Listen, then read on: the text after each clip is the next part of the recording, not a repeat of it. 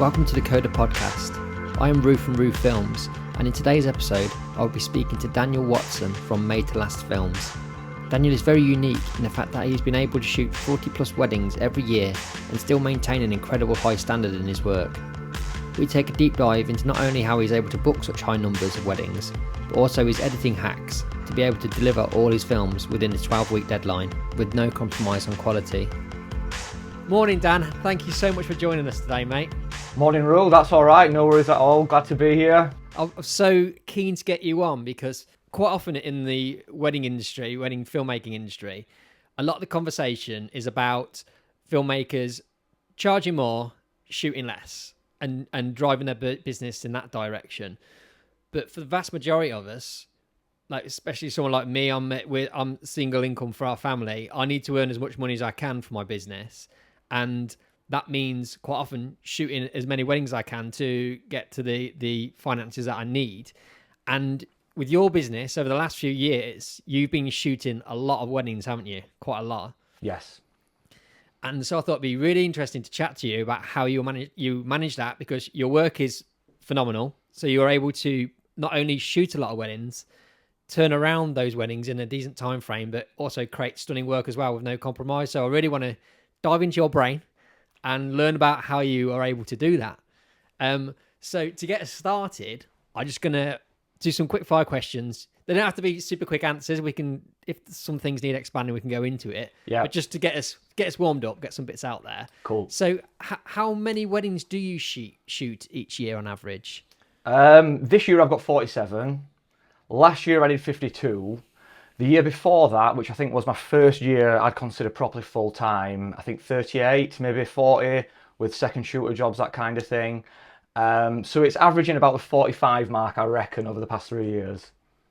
So that is a lot of weddings, isn't it? And yeah. That is a lot of editing as well. And you do all your own editing, don't you? All my own editing, yeah. I didn't even realise this was a lot until after I'd taken the bookings, because I was kind of new to the wedding industry a few years ago. I was kind of like, well, there's all this space in my calendar, I might as well just put things in there. And, you know, in my head, it takes a week to edit a wedding, or a few days. If I've got 52 weeks in the year and I get 40 weddings in, I've got 12 weeks off. I thought, this is great. But obviously, as we know, the editing doesn't always work like that. So you do have to find things to make it a little bit quicker and keep on top of it. Brilliant. Yeah, so we're going to go into that, aren't we, in detail as we go through this chat. The question that I like to ask everybody, what cameras are you using? I'm on Panasonic. S1H as my main camera, and then two S5s as my BNC cameras. And what's your main audio equipment that you're using now? Zoom F2s and TX660s, which I've also got here off screen. The reason I stopped using the TX660 for ceremony was because of the look of it on the suit. I used to hate going up to the groom. He's got a nice, especially when it was a cream suit or something like that, and I dropped this horrible black clip in his pocket. And a few times they've said, I don't have to have that, do I? Please tell me I don't have to wear this. And I didn't have any other option. And yeah, it was awful. Or sometimes there's been occasions where the bride's got to the front of the aisle and they're clearly looking down at this clip thinking, why the hell have you got this clip in your 800 quid suit or whatever? It looks like a vape, doesn't it? Yeah. It's stuck in her pocket like a vape. Yeah. And as much as they're easy to put on, if I've got a groom with a light suit on, I'm thinking, I'm like you say, I feel embarrassed going over there and sticking it on them.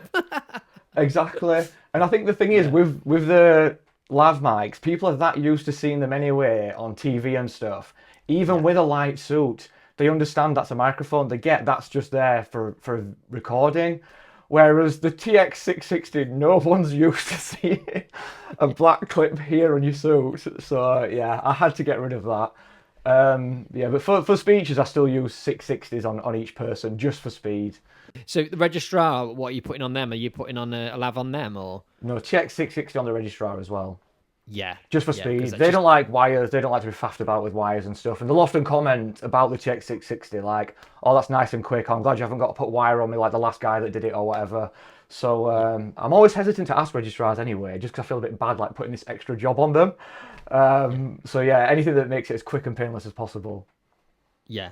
And then, because I'm going a little bit off on a tangent here, mate. I'm just That's all right. These are questions that I've never thought to ask people before, but I do want to know the answers for. Because similar to you, I love the TX 650 is the version I've got. I love them for how quick they are to put on people. The visual aspect I really don't like. When it comes to a groom, though, when are you leaving that lav on him until after the ceremony? Do you go and take it off him during the signing of the register, or just leave it with him until you can get a chance to get it off him? So all of the others I'll collect during the signing of the register. So I'll usually give one to the registrar, one to each reader. I'll leave one near the musician if they've got a live musician playing. And then I'll drop a couple of backups maybe on the table at the top, just in case anything goes wrong in that area. You can't have enough sources, as you know. So yeah, I'll collect them all during the signing, apart from the grooms. And I'll usually tell them on the call before, look, I'm going to probably come chasing after you as soon as you've exited that room, because you're going to be wearing a mic. And I don't want to be recording your intimate conversation straight after you've been married. So if I follow you straight out into the room where you're going to have a quiet minute, that's why. So they usually the door. Exactly, yeah. They're usually expecting it then. I make a point as well. If I've left a microphone on somebody, I make sure I do not listen to anything other than the bit that syncs up, because like I just feel like I'm invading their privacy, but also I'm scared in case of what we might hear if they're slagging me off or something. I don't hear exactly. That's 100% gives me the biggest fear ever. If anyone said anything like, "Fuck, that videographer's a bit of a weirdo, isn't he?" I would. I'll have to fake my own death. That'd be the end of it. Just 50 odd weddings that need to be edited by somebody else. Yeah. And what's your favourite focal length, your favourite lens that you use? Right now, I'm on a 58. And I think it's the best lens I've ever owned. I've said this about a lot of lenses in the past. I've gone through a lot of lenses. But this one, there's just something about the 58 focal length, I feel like, where 50mm for me isn't just quite, it's just not quite long enough. If I'm getting candids in a group or something, I feel like with the 50, I've almost got to be in the group to get a good framing shot of someone. Whereas this 58, just that extra bit of reach, it really helps. And it also has a bit more, background blur, compression, that kind of thing. But not too extreme to the point where it's like an 85. But yeah, that's a vintage lens. I think it's from like 1972 or something. So it's really what? So yeah, what that's make 50, is it? 50-year-old. That's Minolta. Yeah. Also, yeah. And what aperture is it? F1.2. Oh, okay. It's a 58 f1.2. It's nicknamed the Hawkeye online. So if you search like Hawkeye lens, it should come up with that. It's because it's literally like this when it's wide open like a tube. At f1.2, it's pretty unusable, but the effect you get from it is pretty cool if you want to get like a few detail shots and stuff. But at f2 and 58, I genuinely haven't seen a lens that renders nicer images. It looks gorgeous. And is that manual focus? Is it that lens? Fully manual focus. Yeah, it's a full metal lens. Like there's no electronics in there. So how did you discover this lens? What was the journey to come to? Because I know you've had a bit of a journey recently in terms of lenses, haven't you? You've been mixing up a little bit with Anamorphics and things like that. Yeah. I think I just get pretty obsessive about things, and I love a deep dive. So like, if I see something that I like online, I want to know how they've made it, what they've used. So like with the anamorphic thing, obviously I got obsessed with like anamorphic films and that type look. So I had to go on a massive hunt then, find the best anamorphic lenses I could find in my budget. That didn't work out, obviously, as we've chatted about before. I think I did 3 weddings with them before I binned them. But with the 58 1.2, I think I was looking at like trying to kind of get an anamorphic look without anamorphic lenses. And I think this lens came up in like one that people were adapting with anamorphic adapters and things, which then led me on to finding footage recorded with just that lens. It's got a bit of a cult following, I feel like, if you go on YouTube and stuff. I mean, some of the footage does look amazing. And after that, I was like, I need a good copy of this lens. I've got to find one. So straight on eBay, I think I found one for 500 quid. Which is quite expensive, I guess, for a lens that's like 50 years old with no electronics. But the 58 focal length, there isn't any other good options. Voigtlander do some, but they're Nikon mount, so I don't know if you know, Nikon focuses the wrong direction. So if you do a manual focus and suddenly everything works the other way, it completely throws you off. So I spent like a couple of weddings on Voigtlander lenses mounted for Nikon, and trying to pull focus on a bride coming down the aisle when the focus works in the other direction is an absolute nightmare. And this 58 1.2 was like the only 58 I could find that had the focal length and the aperture that I wanted. Oh, wow. It's like, I mean, you've sent me some screenshots recently when we've been chatting, and the clips that you sent me, I was like, I can't put my finger on the look of this imagery. And I asked you, I was like, what focal length is it? Because I couldn't put my finger on it. It's got this beautiful look. And it's clearly like, well, obviously your filmmaking skills for the most part, but also there's this kind of, I don't know, I can't put my finger on the visuals from this lens. Yeah, that's 100% it. There's something about it. It's just that bit of extra reach, I think, that just gives it that bit of extra depth of field. And I feel like we are all used to kind of seeing what a 50 looks like. But that 58, I think it's quite a classic focal length as well. So I don't know, it definitely gives like a bit of a different feel to it. But yeah, have a look after it. It's an amazing lens. And genuinely, when I go back through the footage after, I am wowed every single wedding. I mean, I'm on wedding number 23 now this year so far, 24 I think. And still I'm going through like, not even, spectacular weddings. It might be like groom prep in a hotel or something. And anything this lens makes, it just looks mint. Nice. I swear to God, it's sick. Mate, there's no way I could handle a manual focus lens. You know You me. never know. Give it a bash. Yeah. So who is your favourite wedding filmmaker? This is a toughie. Yeah, I have a few, I feel like, and they're all such different styles, and I feel like my style, I want it to be somewhere in the middle of them all. Obviously, there's the Lawsons, who everyone will probably know, speaking at Coda as well. The way they capture so many amazing candid moments on the day, and with such creative compositions, it just blows my mind.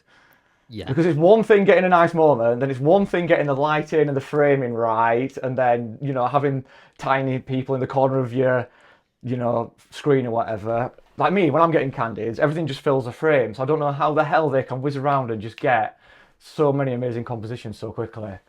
The other is, I love Philip White as well, completely different style.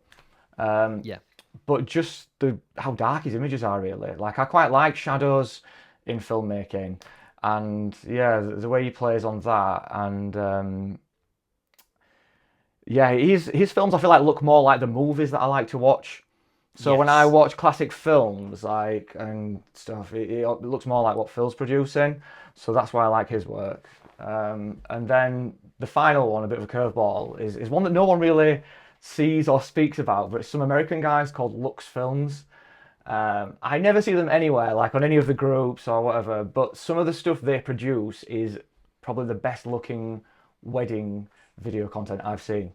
Really? What kind of style are they? What kind of genre of wedding filmmaking do they fall in?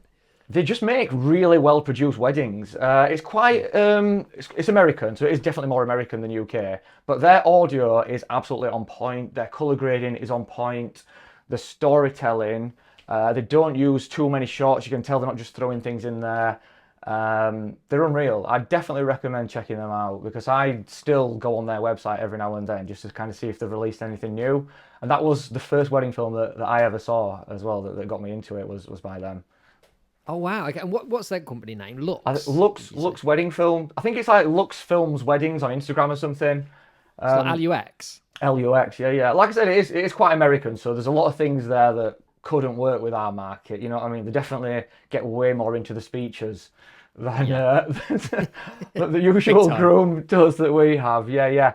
But the storytelling and some of the shots that they capture, and the colouring, gorgeous. Yeah. Can you talk to us about your journey into wedding filmmaking, how it began, and how it started, how it got so successful so quick?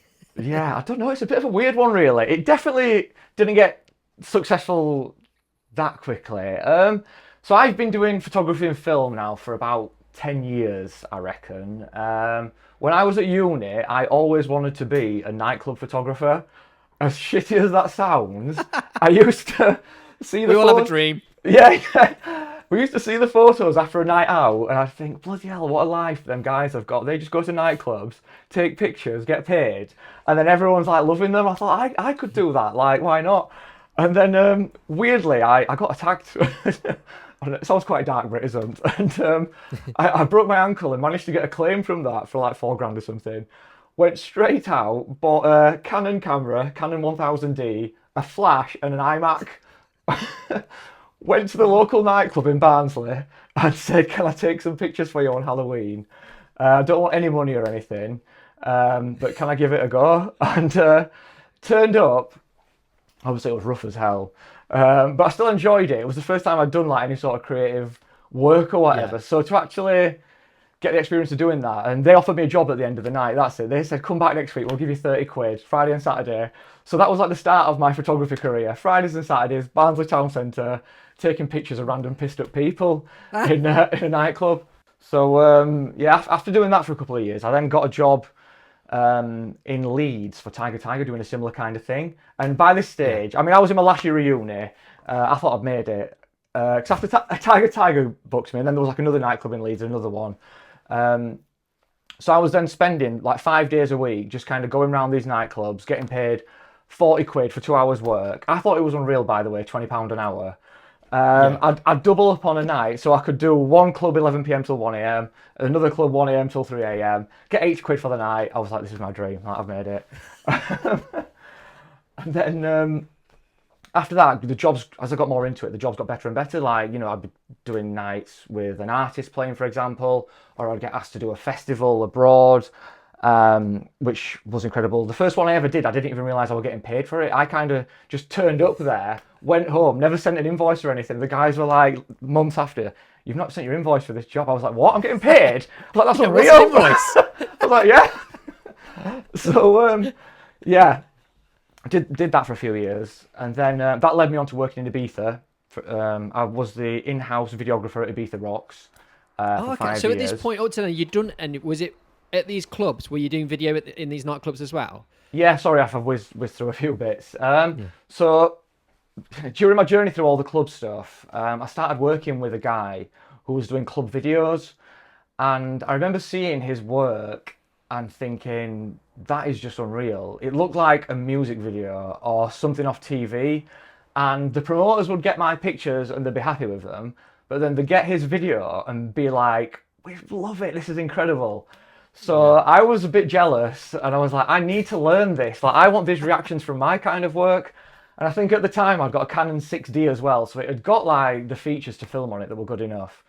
So alongside the photo jobs, I started filming a few clips here and there, especially at some of the festivals abroad as well. I'd just take the time out to make sure I'm getting a few video clips alongside, to the point where I had enough to kind of put a bit of a reel together, where if there was a video job going, I could send that on to someone.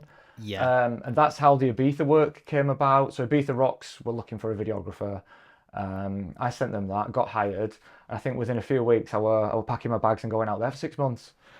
No way. So you got to live out there for 6 months just filming? Yeah, that's it. Yeah. So I just film all the events at Ibiza Rocks Hotel, and then started working for some of the clubs out in Ibiza as well, like Amnesia. Did a few bits of Ushuaia, Space when that was there. So did you have to do the editing as well, or are you just shipping off the footage? Yeah, everything. So at Ibiza Rocks, they'd have different artists coming through each week. You know, like every day of the week they'd have a different artist performing there. So the job there was just to record promotion for the next week's event, because obviously they're still selling tickets up until the events happened. So I'd go in, you know, to the event at 12 in the afternoon. I'd kind of just be filming all day long till 9 p.m. The first year they wanted an edit the next day delivering, so it had to be quick. I'd put an edit together, send them it, and then that'd get shared, and that's how they'd get more ticket sales. But yeah, and then some days I'd be there 2 in the afternoon till 9 at night. Then I'd be straight on the disco bus to Amnesia, filming there, I don't know, midnight till 6 a.m. in the morning, and then they'd all want their edits the next day as well. So it was pretty intense, and I did that for 5 years. Yeah. So that whole kind of like, there's the whole 10,000 hours theory, isn't there? And I think there's the book by Malcolm Gladwell where he breaks down all the people that have been successful, like Bill Gates, the Beatles, and gives examples about how they've got their 10,000 hours of practice in. And you got yours in doing this job, this like high intense, quick turnaround job, which is then created you as a filmmaker, a perfect fit for weddings, because you can turn around quickly. You can work under pressure with things with limited control you've got control over. It's like almost the great practicing ground for your job now, right? 100%, yeah. I do often think that, like, I'm kind of forced into having to film for hours and hours a day, and you want to make things better. And, you know, I did blag the job a little bit. I didn't feel like I was maybe quite qualified enough for it. And then when you're suddenly stood in front of an artist and they're saying, you've got to mic this guy up and record an interview, you're like, shit, I need to learn this stuff quickly now. So you're straight on YouTube. I was straight in the shop in Ibiza, like trying to pick whatever mics up and stuff that I could. And yeah, I had to get pretty good pretty quickly, I feel like. And then year on year, I kind of wanted to improve that more, where I kind of wanted to get work with the actual artists themselves rather than maybe just the hotel. So I'd kind of want to do a good job for them as well. So quickly upgraded from, like, I had an A7S at the time. And then I went in and bought a cinema camera. I think after like 2 years, I was like, right, I'm serious about this now. I know what I want to do. Yeah. I want to work in music. I need to spend $6,000 on this camera. So went and bought a Panasonic Eva 1, it was. And I think at the time it was one of the only cameras other than the FS7 that was filming like 4K, 10-bit, 50 frames, Super 35. So I spent like 3 years shooting on that camera. And that's where I feel like I properly learned how to film. It had got built-in ND filters, it had got a mic on it, it had got XLRs. So like, I was kind of forced into it, but it forced me to grow pretty quickly. What were the steps then? What happened to then move into weddings? So the event stuff did start becoming pretty tiring after, you know, bear in mind I started in 2011, and by the time I'd got this camera, it was like 2018. And yeah, the late Wow, night. so you'd done a good 6-year stint doing this. Yeah. So I'm talking about my first photography job. When I first walked into the nightclub in Barnsley, that was 2011. Right, and then by the, you know, it was 2018, but it was only nightlife and events and festivals that I was doing. So it started becoming pretty tiring. I think it was 2017, I saw a wedding video online that was by Lux Films Wedding, who I mentioned earlier. And it just blew my mind. I was like, this is absolutely unreal. Again, it looks like a movie. And I also went on their website and saw the prices, and I thought that blew my mind even more. I was like, oh my God.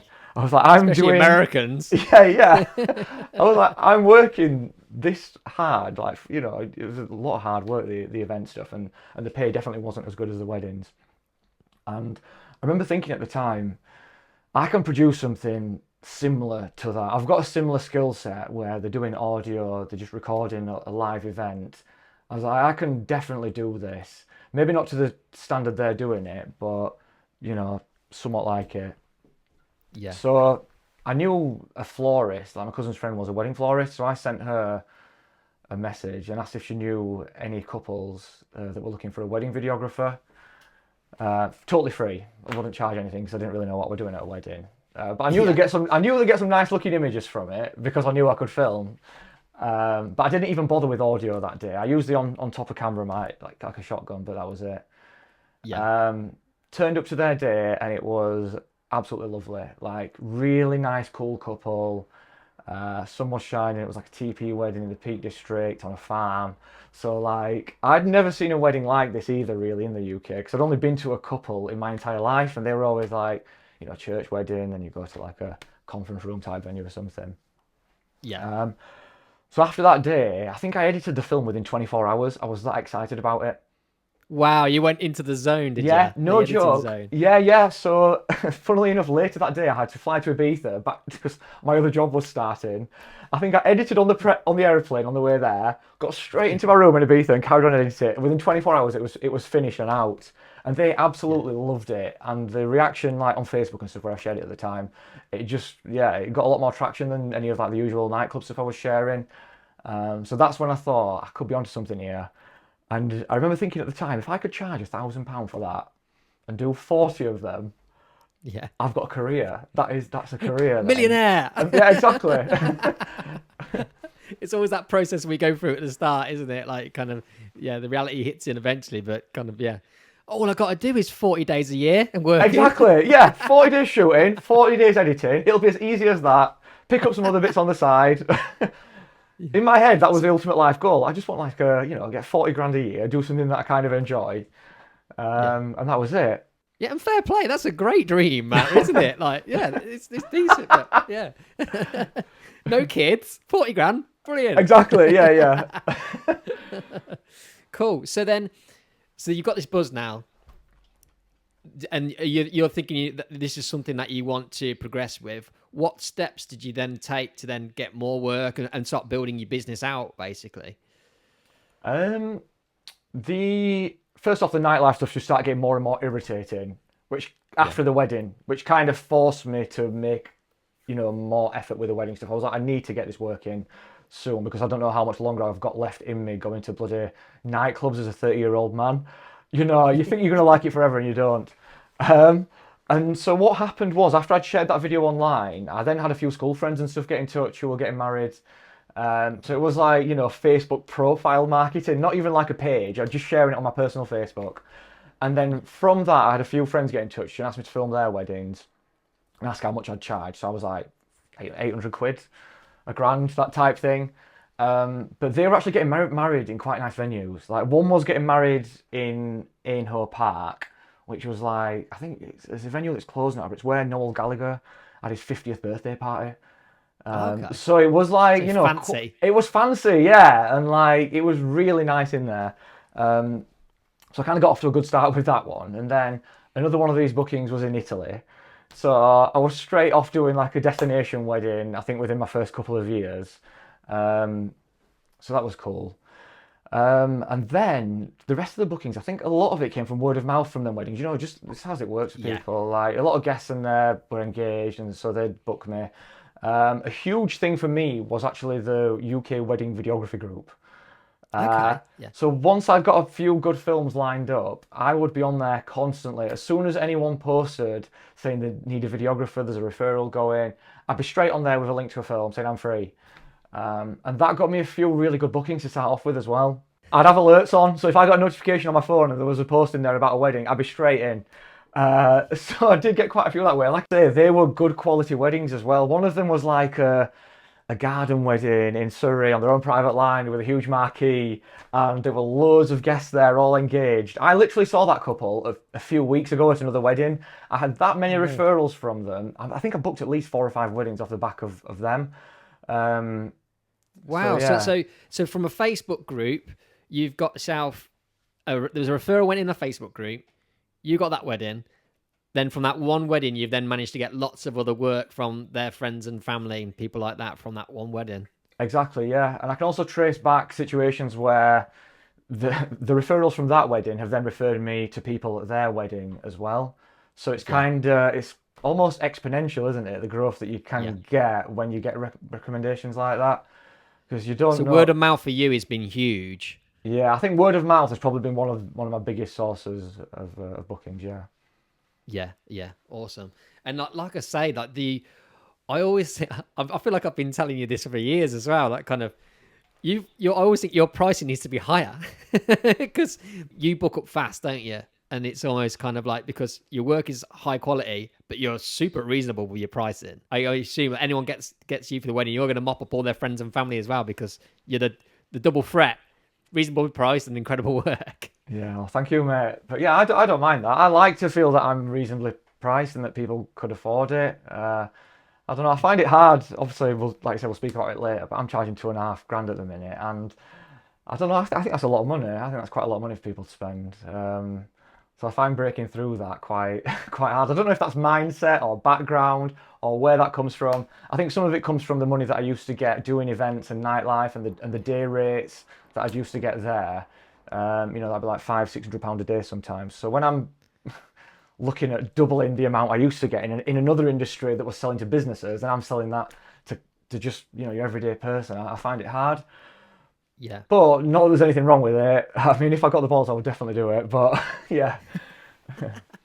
It's interesting.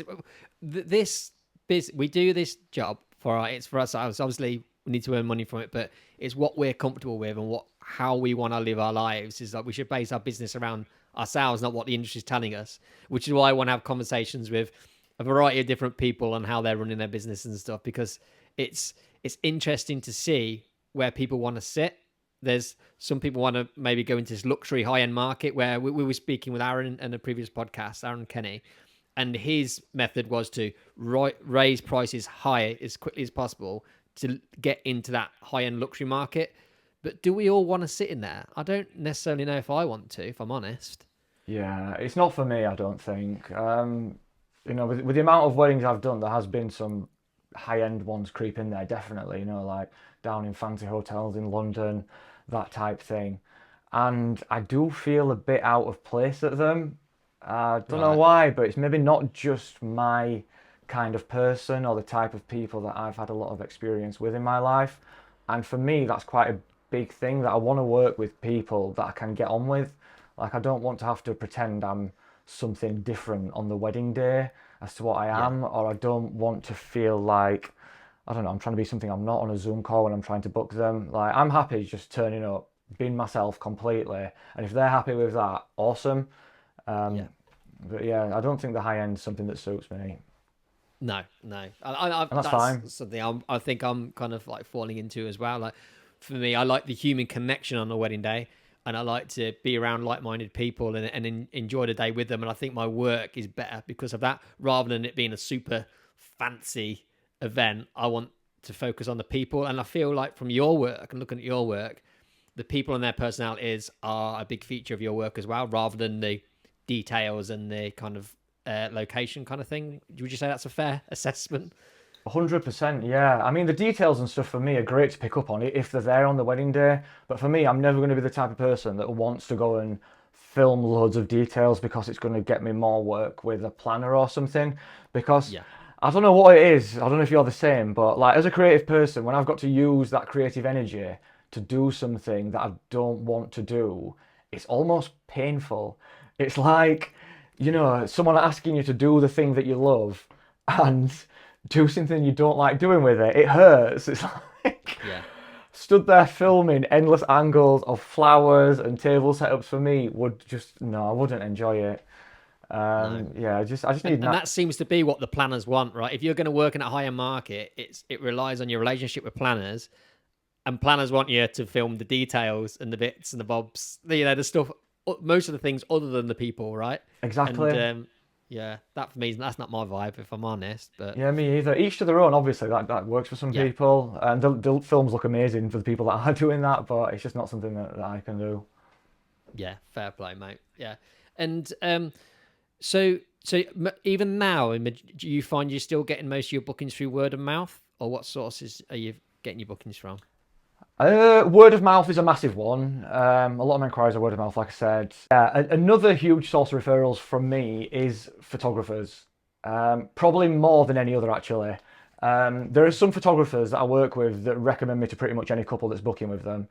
Ash Monkeymole, I'll give him a shout out because I work with him all the time. He's a great lad. Yeah, he'll refer me to pretty much any couple that he's working with, and I have that with a few others as well. Obviously, they're first in the pecking order when it comes to booking. So my approach to a wedding day is very much to allow the photographer to do whatever they need to do without me causing any friction or getting in the way of it. Because I guarantee, I don't know, I always feel like it's never going to be worth me interrupting this moment when I've got a really good connection with this person going on and they could be giving me more work down the line. So have you ever found it where the way the photographer's working is completely detrimental to how you need to work, and you need to maybe ask for some time separately with a couple or anything like that? Never. I've had photographers before that have made my life living hell on the day, definitely. It's usually ones that just seem to pop up anywhere constantly, especially during live events such as the ceremony or speeches.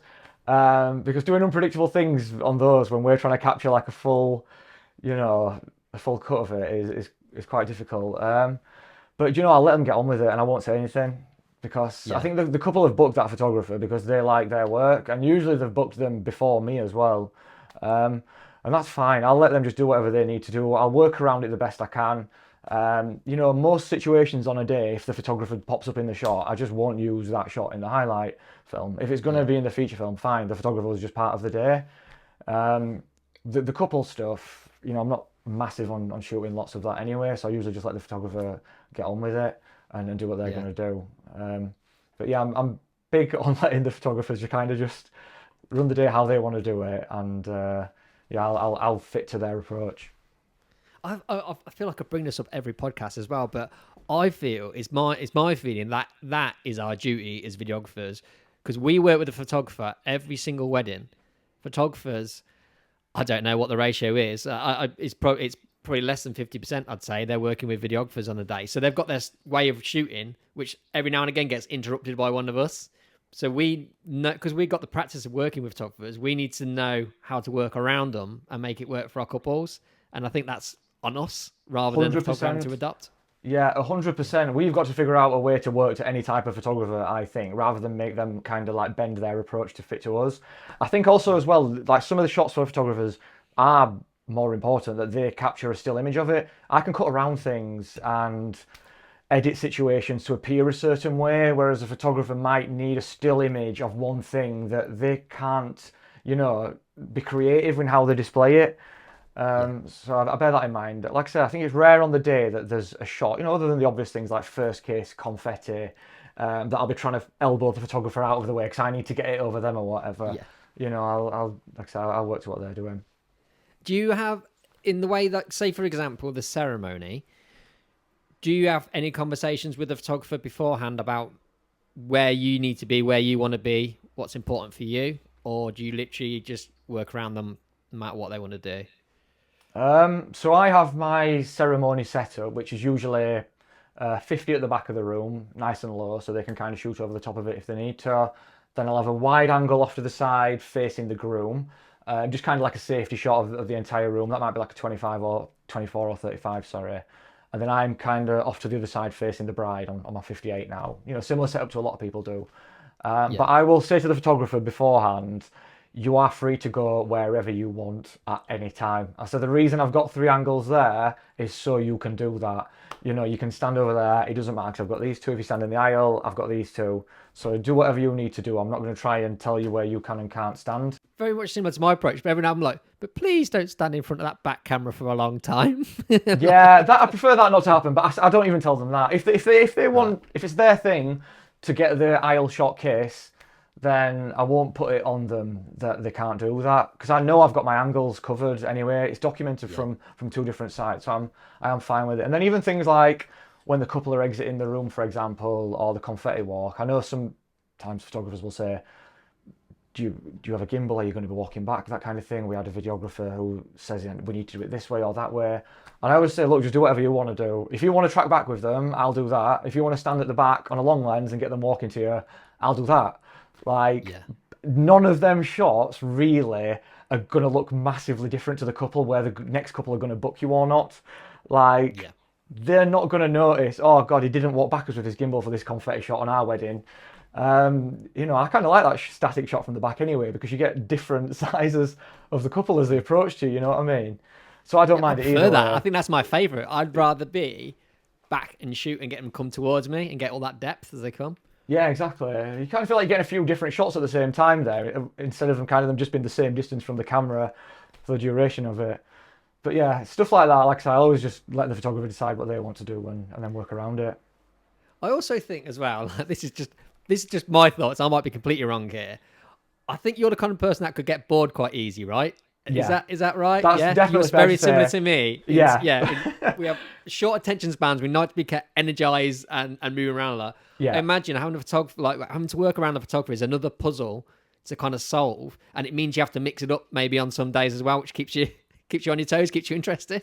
100%, and I think that's a big part of the job as well. I like having to fight for the shots almost, to feel like you've had to work for it. It keeps me busy on the day. I like to move around a lot on the wedding day as well, and that's another reason why I've got this lens too, is the image from it is, it's not great straight away. I've got to fight with it a bit to get something good. It's a bit soft or whatever. But yeah, it's nice having things to solve on each wedding, like you said. Nice to keep you interested, mate. Yeah, exactly. Yeah.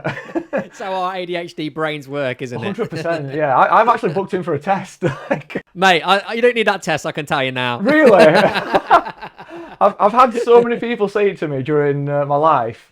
And then recently I said to Hannah, look, I'm going to have to get booked in, I think, because it's just getting a bit much now. So yeah, in 2 weeks' time, I'm actually going to see a psychiatrist to find out if it is true. But I'll take your opinion. Mate, yeah. But also, because I'm the same, and I've never been, but I just know I am. but also I see it as a superpower in terms of my whole personality is based around it, and everything I've ever done, like, and everything I've had any success in, I think is because I've got like an ADHD brain where I constantly need to change. I constantly need to, I don't know, keep moving forward, progressing. And every now and again, I can hyper focus on stuff. And I feel like you must be like in a similar way. You must be able to hyper focus, and the fact that you can get these edits done and get these edits out with how much work you have to do. Exactly, yeah. And I think that's a big part of changing the kit quite frequently as well, is because it gives you something new to work with on the day to keep it exciting. And then you get to the edit, you've got loads of like nice new looking footage to work with as well. So yeah, the hyperfocus thing definitely helps. That's one thing that does worry me about a diagnosis, for example, is if something like that was to change, if you took medication and that was to kind of disappear, and I don't know. I do think maybe it's given me an advantage in some ways, but yeah. Don't know for sure yet. Anyway, we'll find out. Well, that's it. Yeah, keep us posted. See what happens. I know the answer. I am a qualified psychiatrist of wedding filmmakers. Yeah, Rue says I've definitely got it. So, yeah, cancel it. Yeah. Just I want to rewind a little bit because there's something I didn't touch upon earlier. Anamorphics. So you went on that little journey of Anamorphics. I know it was only short-lived, but just tell me what that process was and why it didn't work out for you.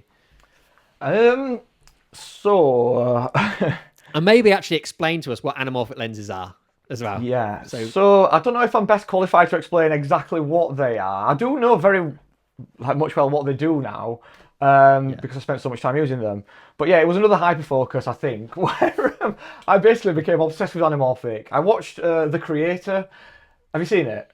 No. I haven't. Oh God. It's that film that was shot on a Sony FX3, I think. It's incredible. It's like a sci-fi film, obviously shot on a really small camera that wedding filmmakers have. And it was shot on a 75mm anamorphic lens, and it looks out of this world. So I then started researching how I can get this look for my wedding films. And the best thing I could find was these like Chinese anamorphic lenses that were about 1,500 quid. They weren't even cheap. Oh my God. I don't know about you as well, but I impulse spend quite a bit. So yeah, the diagnosis is getting ticked off one by one. Yeah, I'm a bit of an impulse spender. So I did a bit of a deep dive onto these anamorphic lenses. I found this 85 that was like 1,500 quid, and it gave you a 1.8 times squeeze of your image, which basically means, I mean, I still can't wrap my head around it, but you get a 50mm field of view roughly horizontally, but an 85 vertically. Yeah. That could be. And is it a similar kind of compression as you'd get with an 85 lens as well? Does it work in that way? My thoughts were that anamorphic give you a wider view, but at the same kind of compression as a tighter lens. Is that right or not? I don't know. I actually did some tests with a 50 and just a normal 50 shot at f1.8 and the anamorphic, and the difference was really negligible. This is why I stopped using it. There was some subtleties which I think if you were looking out for, you could spot, which is like the waterfall bokeh, as they call it. Like instead of the bokeh being round in the background, you get this like almost stream of it coming down, and you could tell the image had almost been played with in a way that it wasn't like crystal clear. Everything was a bit softer, but in a nice way, because it had kind of been squeezed, I don't know which way, squeezed back in post-production. So it looked incredible, and on the day, shooting them was really nice. So full manual lenses, and you get some really nice flares and stuff as well coming through. So I bought a 35 as well after I'd used that 85 because I couldn't bear only having one of them. So I dropped another 1,500 quid on another lens. But then after using them for 2 more weddings, it just wasn't feasible, just because of the weight and size of them, and the extra step in post. It just wasn't necessary. Yeah. But I learned something, and that is I always think sometimes you take risks on things. Sometimes it pays off, sometimes it doesn't. At the end of the day, I bought the lenses and then sold them. I got most of the money back from them, what I paid anyway. I had a lot of fun playing with them. I learned something new. I shot a couple of cool looking weddings with them, and that was the end of it. But I think that's a really important process in this job, in life. It's just as important to work out what doesn't work for you as working out what does work for you, and knowing what route you don't want to go down really helps define who you want to be as a filmmaker. 100%, yeah. And I think you can't find these things out without trying new things. You know what it's like when you get that first 50mm or whatever and you're coming from like some shitty kit lens and you're like, wow, this is unreal. And like you can still get that feeling now from new kit that will open your eyes to new compositions and things that you've never seen before. But yeah, like we have experienced a lot of it, I think, so it's a bit harder to come by something. But I think it's nice to experiment, and you know, if you buy used and sell it, then you get most of the money back anyway. And when when you get into post production, the image that comes in from an anamorphic is all squashed, and you need to unsquash it, right, in Final Cut or whatever. Yeah, on the back of the camera had a de-squeeze option, so you could see the image exactly as it looked on the day. So filming was easy, but then in post production, you would kind of get an image where everybody's elongated across a 4:3 image, and then you'd have to de-squeeze that to get like a 2.35:1 image. But the image, it almost looked identical to shooting with a 50mm and cropping at 2.35:1. It gave you 99% of the frame. That's what it looked like. But the only difference was you didn't have the extra information at the top and bottom to play with. Whereas if you add them bars after, you can slide your image up or down to kind of reveal, you know, more of what you've covered. But with the Anamorphics, you got that frame, but you didn't have anything to play with. It had to be right in camera. So in a way, the Anamorphic then led me on to shooting 2.35:1 because I've always shot 2:1. So after using the Anamorphics, that kind of led me on to then this year shooting 2.35:1 for a bit of a different look. So have you had to go back through your portfolio and change old ones to make them all match, or you've just on your website, is it a mixture of aspect ratios? Yeah, I haven't changed them all yet. There's only one on my website so far with the new aspect ratio from this year, and there'll be more going on soon. But I think I might have to reframe some of the older films to match because it is quite a big difference between 2:1 and 2.35:1. Yeah, it does stand out. I know a lot of people that are going back the other way that want more space and more room in their imagery, because a lot of, especially with social media, when they're going to be cropping vertically and stuff like that, it seems the world is going for more imagery rather than less. Yeah, I think it just looks cooler on a big screen. Same. That's why it just looks so much better. And it's same as watching a movie. If I watch a film that's in 2.35:1, I just seem to enjoy it more than if it fills a screen if I don't even know why. I can't put my finger on it. But yeah, with the social stuff, I don't necessarily share the highlights and stuff anyway on socials, so I'm not designing them for that purpose. So if I need to recompose something for a social media edit, I just do that and figure out a vertical edit from that. But yeah, I'm definitely not designing things for the phone screen. No, not at all. Not yet. We're not getting that far, are we, mate? We still got TVs for now at the very least. Cool. Exactly. Right.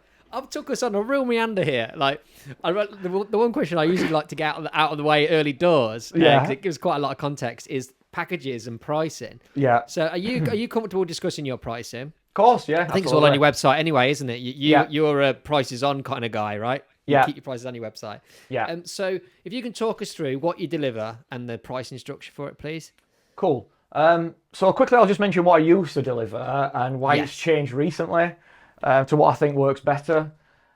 So I used to be a 3 packages kind of person. So I'd have my bottom package, the highlight package. I mean, the price is negligible now because, you know, that was a couple of years ago. But I used to charge 1,200 quid, I think it was, for like your highlight film, speeches, ceremony, and that was it. And then I'd have the feature package, which was like the middle package. That would just give you a highlight film, feature film, ceremony, speeches. Then I'd also have a top package, which would then get you that stuff plus a few extras, such as a second shooter, raw footage, a teaser edit. But the problem I found with the 3 packages was that if I sold the bottom package, then I could have sold the middle or top one. So I was just losing money. You know what I mean? If someone's going to pay, I mean, the pricing at the time was 1,200, 1,500, 2.5 grand or something. But if I'm just losing money, it didn't make sense for me to have the bottom package. I thought I might as well just start from the middle one. Yeah. So then tried 2 for a while. But then when people were booking the top package, I didn't want to offer a second shooter. I didn't want to necessarily give raw footage. And I didn't really want to do a teaser in the middle of summer when it was like messing up my workflow. So I had a bit of like a light bulb moment when I can't remember. I spoke to a photographer at a wedding, and they were just like, "Well, why don't you just stop selling them? Yeah. Why don't you just remove the stuff that you don't want to sell?" And I Yeah. was like, "That's such a good idea. Yeah, I could just have a price somewhere in the middle of it all, where I kind of sell only the things that I want to deliver, which is the highlight film, feature film, ceremony speeches, and have a price that I'm happy to work at, and then it's just easier for everyone. Yeah. I don't have to Yeah. do work that I don't want to do, and then I don't have to lose money when I'm selling something, like cheaper than my higher package. It's such a simple concept, isn't it? Just deliver what you want to produce and at a price 100%. that you're happy with. Yeah. Yeah, it's because you look at too much of what other people are doing and delivering, and you think, oh, they're doing well, Yeah. and they're delivering this in their package, so that must be what wedding videographers deliver. So I need to deliver that. That has to be an option, but you really can just decide whatever you want to deliver. I know some people just deliver like one, 10-minute film and ceremony speeches. I think that would work really well too. Yeah. But yeah, it's just the way that I found works best for me at the minute. Maybe that'll And change down the line. your feature film, so you do a highlight film, you do a feature film. How long is the feature film? The feature film is usually about 15 to 20 minutes long. Yeah. And does that kind of fall into a three categories kind of sections, three chapters? So you got like kind of prep, ceremony, reception, party. Yeah, I feel like there's 4 sections on mine, maybe. Okay, go on, yeah, break it Yeah, down. yeah, I do film a lot on a wedding day. Like, I don't know what the average amount of clips is that people come back with, but usually I won't come back with less than about 600 clips on a wedding day. For a good wedding, I'm 700, it could be up to 800. If it's really a busy one, then 900, might have even broke 1,000 sometimes.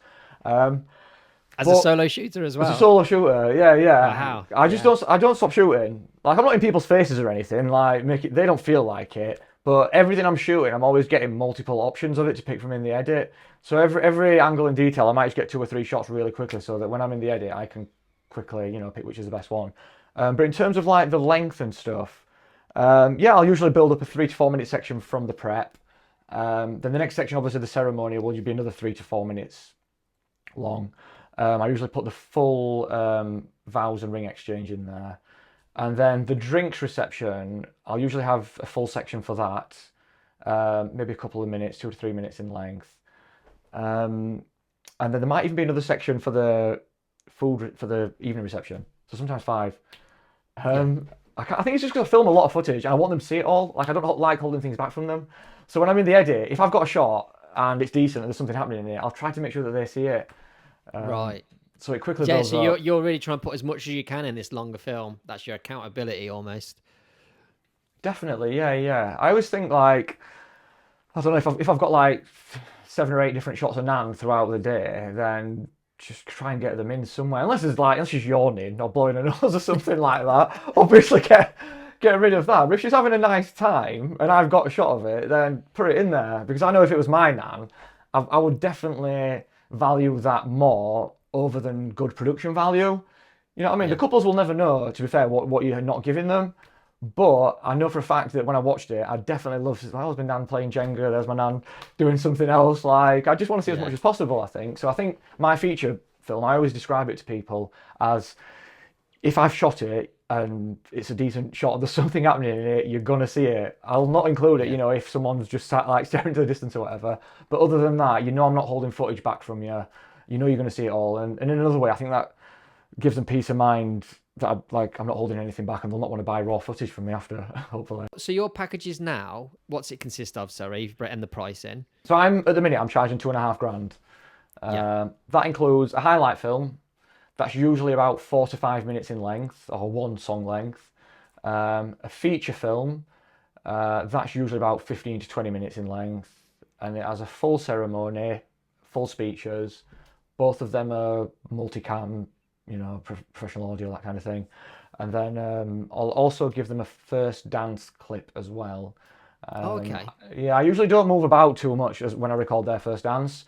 And until everyone kind of joins them on the dance floor, I'll kind of just be in one spot filming them dancing with the guests in the background.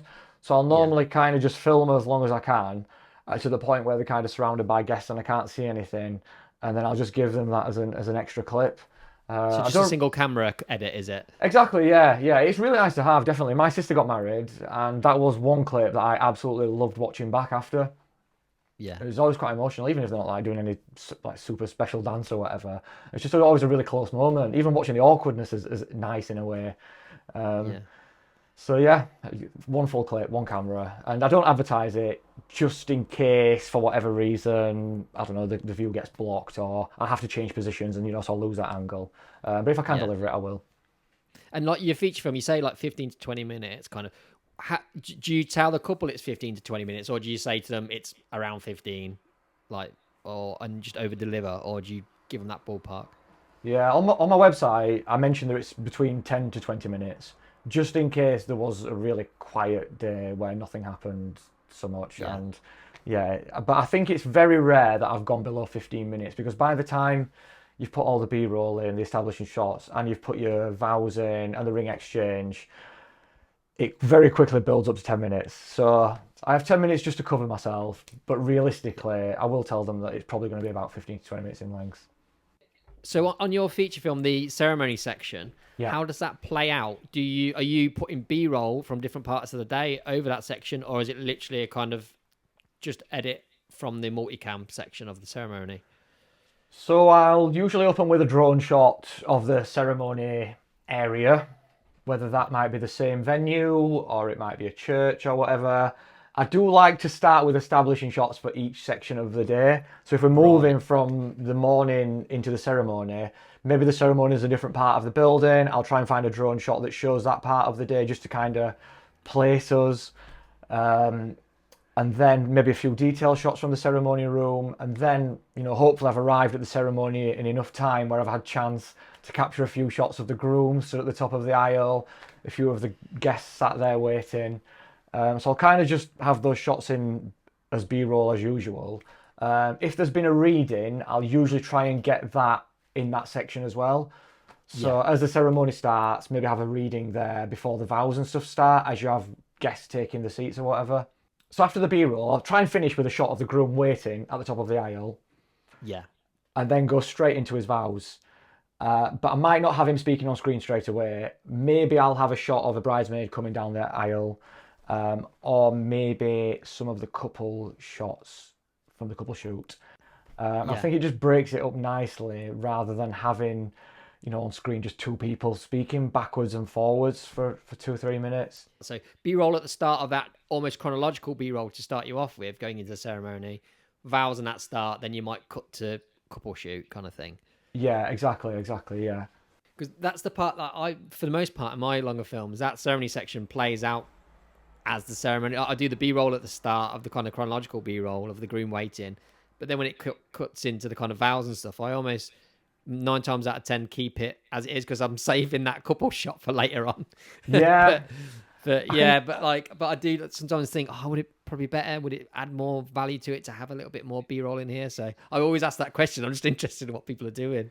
It is a funny part of the day to edit that, I feel like, especially when you've got vows and people coming down the aisle for so long as well, because if it's a long aisle, that can quickly, rack up minutes and minutes of just bridesmaids walking. So do you always show all the bridesmaids then, do you, in that section? In the feature film, yeah, definitely. I'll have every bridesmaid coming down the aisle. Maybe not the full length of the aisle walk, but I'll at least put a snippet of each bridesmaid in there. If it's a sister or whatever coming down the aisle, I'm 100% certain that the bride would want to see her sister coming down the aisle with a dress and the flowers and stuff. So, and that's the part of the day that the bride didn't get to see as well, right? Because she's exactly. At the back, so that makes sense. Let's take a step into how you actually physically shoot a day. We've touched on bits of it in this chat bit so far, but can you break down like your approach to how you shoot a day and what you're looking for, and also your methods for capturing what you're looking for? Yeah, of course. So first off, with prep, I'll usually arrive an hour before I say that I'm going to be there to the couple. So I'll give them my hours. I'll say I'm going to arrive 3 hours before your ceremony. Really, I'll probably be on site another hour before that. I'll fly the drone, get my tripod set up, get a few establishing shots, that kind of thing. Sometimes if they're getting ready at a different location to the ceremony, I'll go to the ceremony location first, fly the drone, get establishing shots, set tripods up, then go to prep. I just like being ahead of myself in the day and know I can turn up to ceremony then, not worrying that I'm going to have to be frantic when things have inevitably run behind.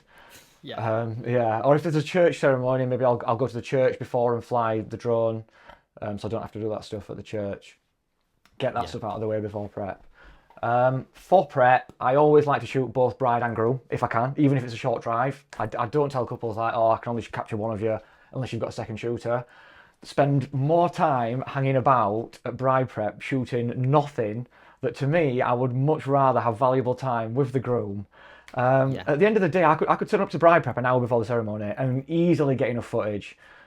So as long as I know I'm there an hour before the ceremony is going to start, really, that's plenty. Like, there's only so many makeup shots they're going to want, and I know for a fact she'd much rather see a husband and all the lads getting ready.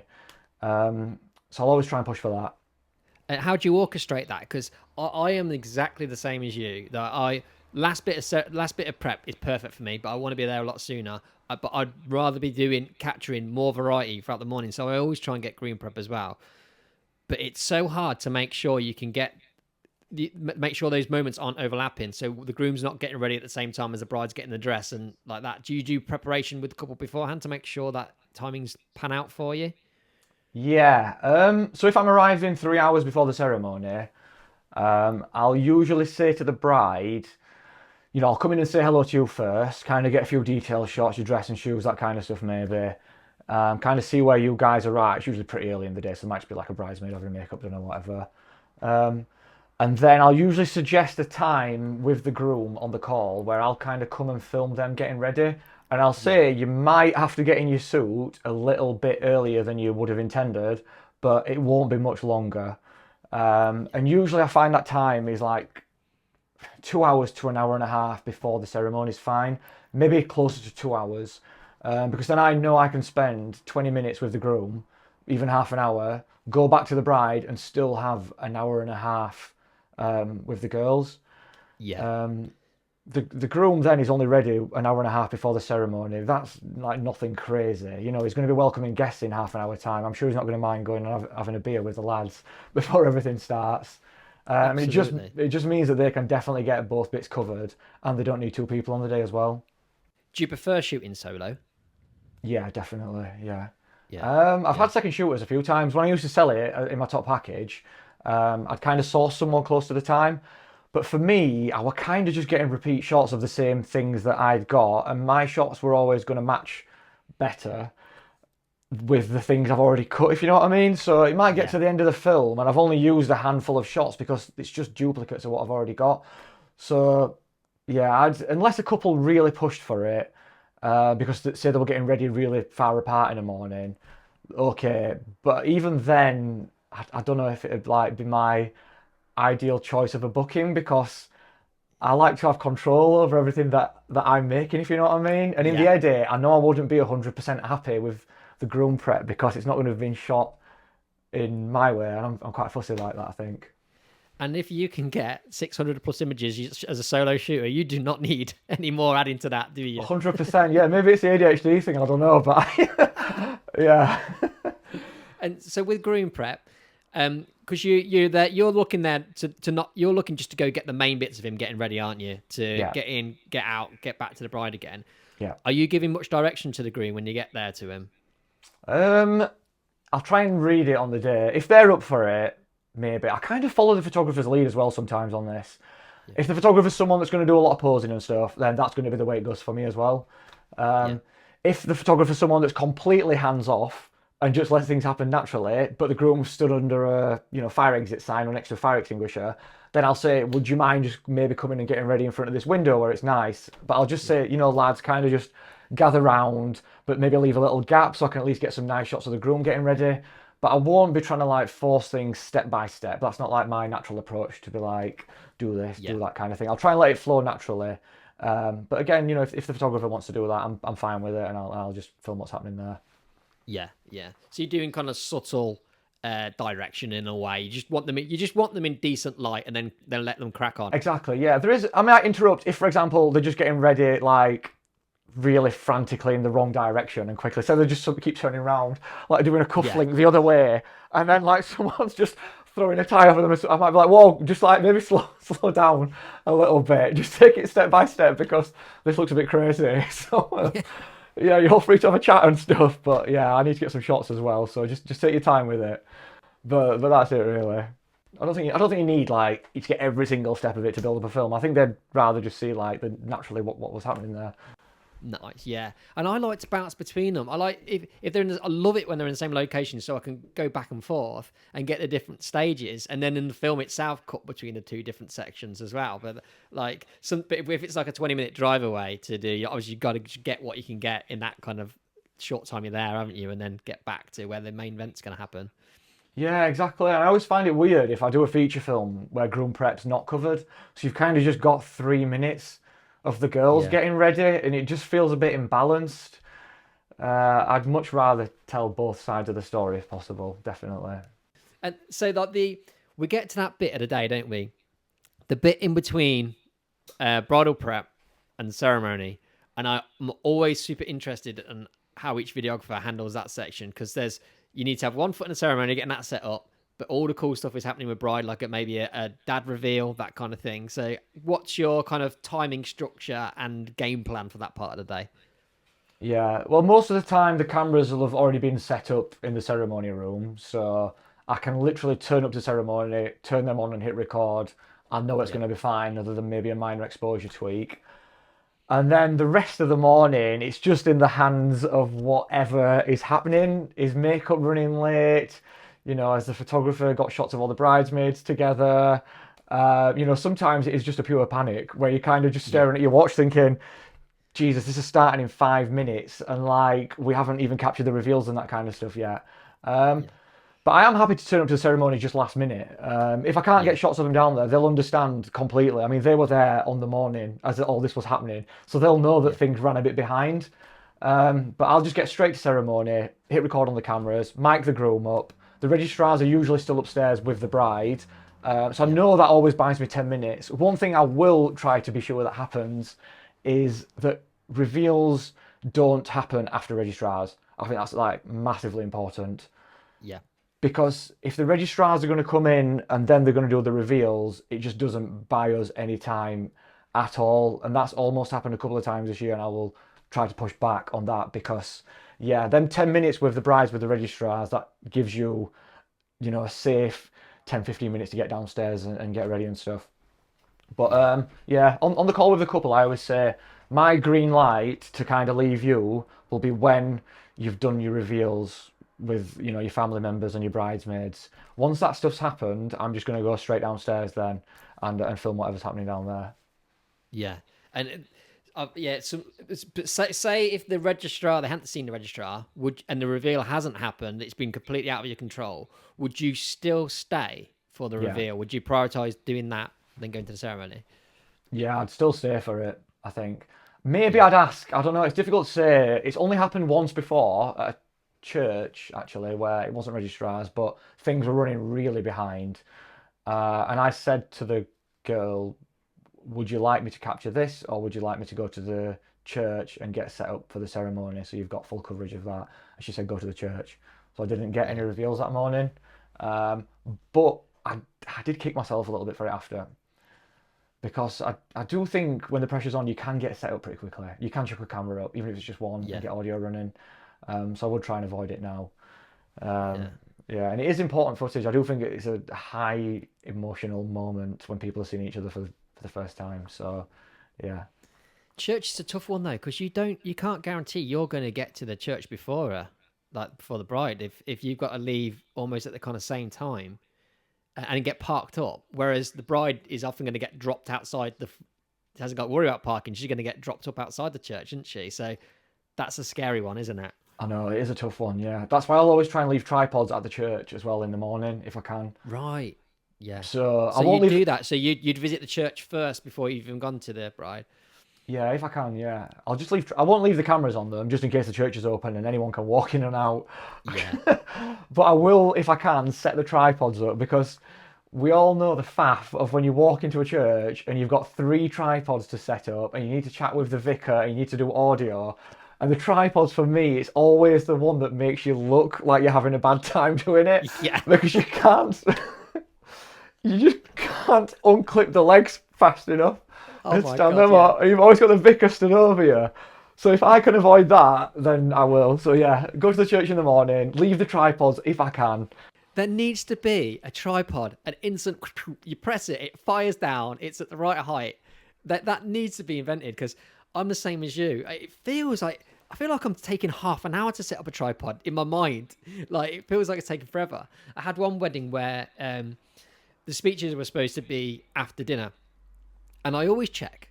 I always check with people, like, because I don't want it to be sprung on me on the day that it's changed. If they're saying it's after dinner, I say just to the plan before. So speeches are definitely going to be after dinner, right? And they're like, yes. They said that. I did as they entered the bride and groom, as they entered into the room, they filmed it. They went to sit down. I went to move off. As I went to move off, I heard a ding, ding, ding, ding, ding. That dreaded sound. Yeah. I had nothing set up at all. They just randomly decided to change it up and do it before, even though I just asked. So then I had to physically stop them. I was like, oh, please stop. I'm not set up. I need to get my camera set up. And then for what felt like 3 hours, I was then taking on my tripod to put down as everyone just stared at me quietly waiting. It was one of the most cringing moments of my life. But yeah. Why does it feel like it takes so long? It's awful, isn't it? It's awful. And you know what? Like, I actually think that the guests are probably not feeling it like we are at all. I think they're probably just like in their own little bubble, enjoying the day. Yeah. But videographer needs to set up. That's fine. That's just what's happening, you know. But us, when it's happening at the time, it drags on. It feels like forever. Especially with our ADHD brains, mate, where everything's firing. Exactly. Yeah. Oh, a second feels like an hour. Yeah. Cool. Brilliant. Yeah. So, and then during this, you've already explained to us how you shoot your ceremony. You've got like a 50 at the back. You've got a wide on the groom side, like a 24-35. And then you're shooting on your 56, is it 58? 58, yeah. Then. Sorry, I'm throwing out random numbers. It's a weird one.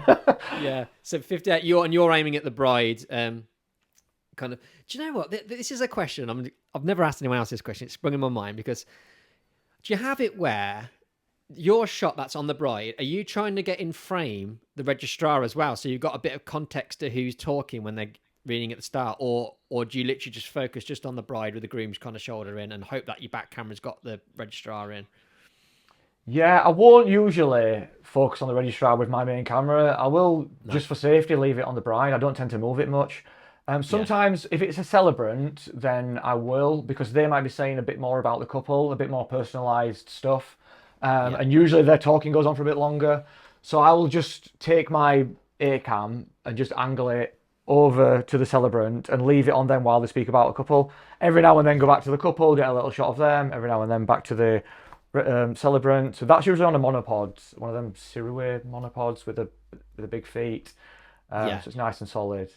But yeah, I'll also and the wide angle lens, I've now started to make sure it's wide enough. I'll look at kind of the layout of the floor on the back of the camera and try to make sure that the celebrant or registrar might be in that shot.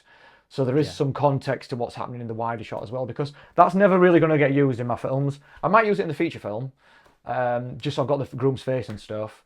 But in the highlight, it's not going to go in. So I just think it's nice for them to have, all the friends and family are in that one as well. They can usually see quite a good view of the room as well as the person speaking. So I don't mind that being a bit of a looser shot, but wider to get everything. I always find that the hardest camera to place, because I'm thinking, I don't want me in it, but then I want to make sure that they're in it. Then so often the registrar will come and step in front of it as well. And it's such a gamble but like you say, it's just safety, isn't it? That then it's the one that you're on and the one from the back of those main angles, aren't they?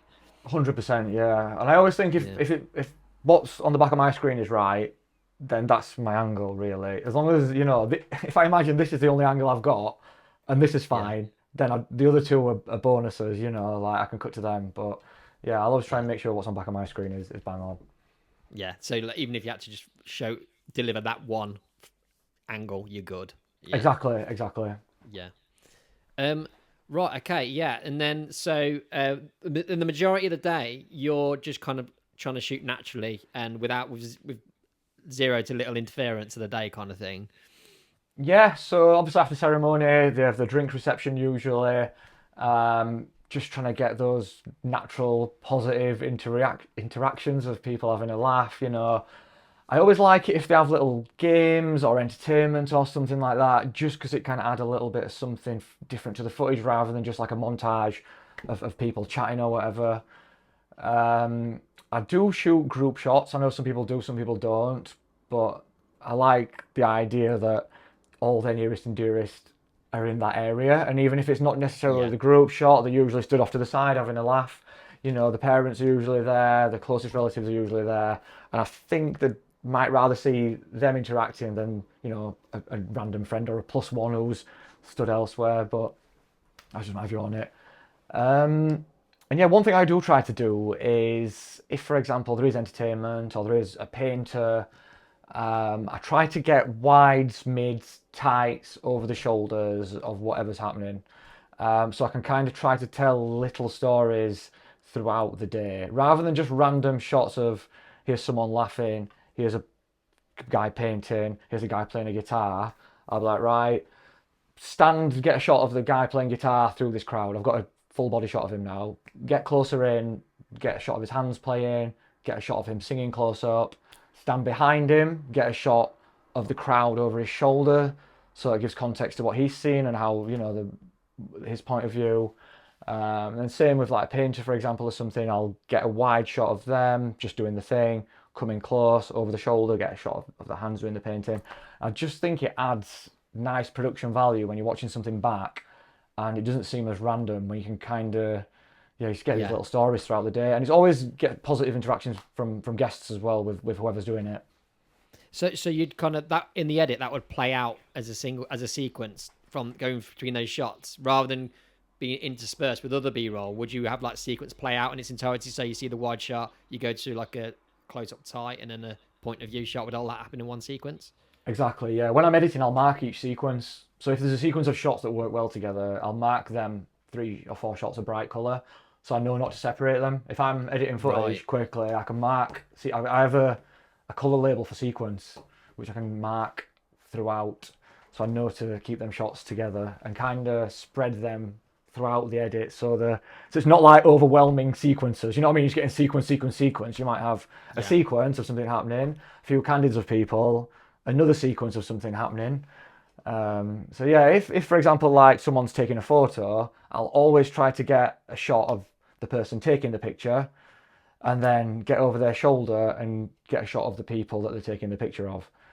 Right. Yeah, that's super interesting. Yeah. No wonder you get so many frames, mate. You're considering everything, aren't you? The kind of the point of view, and to be able to take the viewer of your films on a journey of that day of different points of view and different aspects. Yeah, I think it's quite a big thing. I don't know, when I always like to see it when I'm watching it back. I think it works well. Well, I'm nicking it, mate. I'm having that. Do it, yeah. Yeah. To be fair, it's probably one of those things subconsciously I kind of do anyway. Like, you want to get different aspects of it, but thinking of having those moments in the edit itself is quite interesting. I think usually I'm just doing it for coverage, whereas having sequences play out sprinkled amongst like the kind of candids and stuff, really, it is a great shout. Yeah, brilliant. Yeah, you can take more time as well, I think, rather than just kind of rushing, because my tendency is to just rush around getting, you know, headshots of people, bang, bang, bang, if I don't have anything else to do.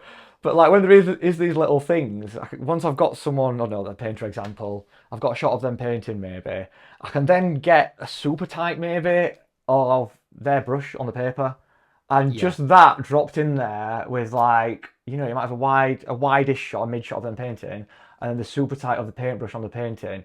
Otherwise, it's hard to work them shots in, and I do think they just had like a nice level of production value to it.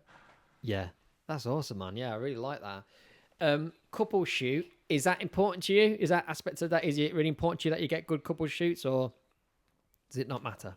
If there was one bit of the day I could skip, it would probably be couple shoots. Right, okay, yeah. Yeah. It just goes on whatever the photographer's doing for me, typically.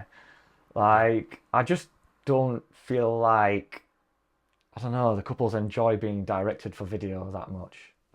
I don't know. They're not actors, like, they're just two people on a wedding day, and I think it is different for photo than video. And also I just end up with like a montage of clips of them doing things that I don't really feel fit anywhere.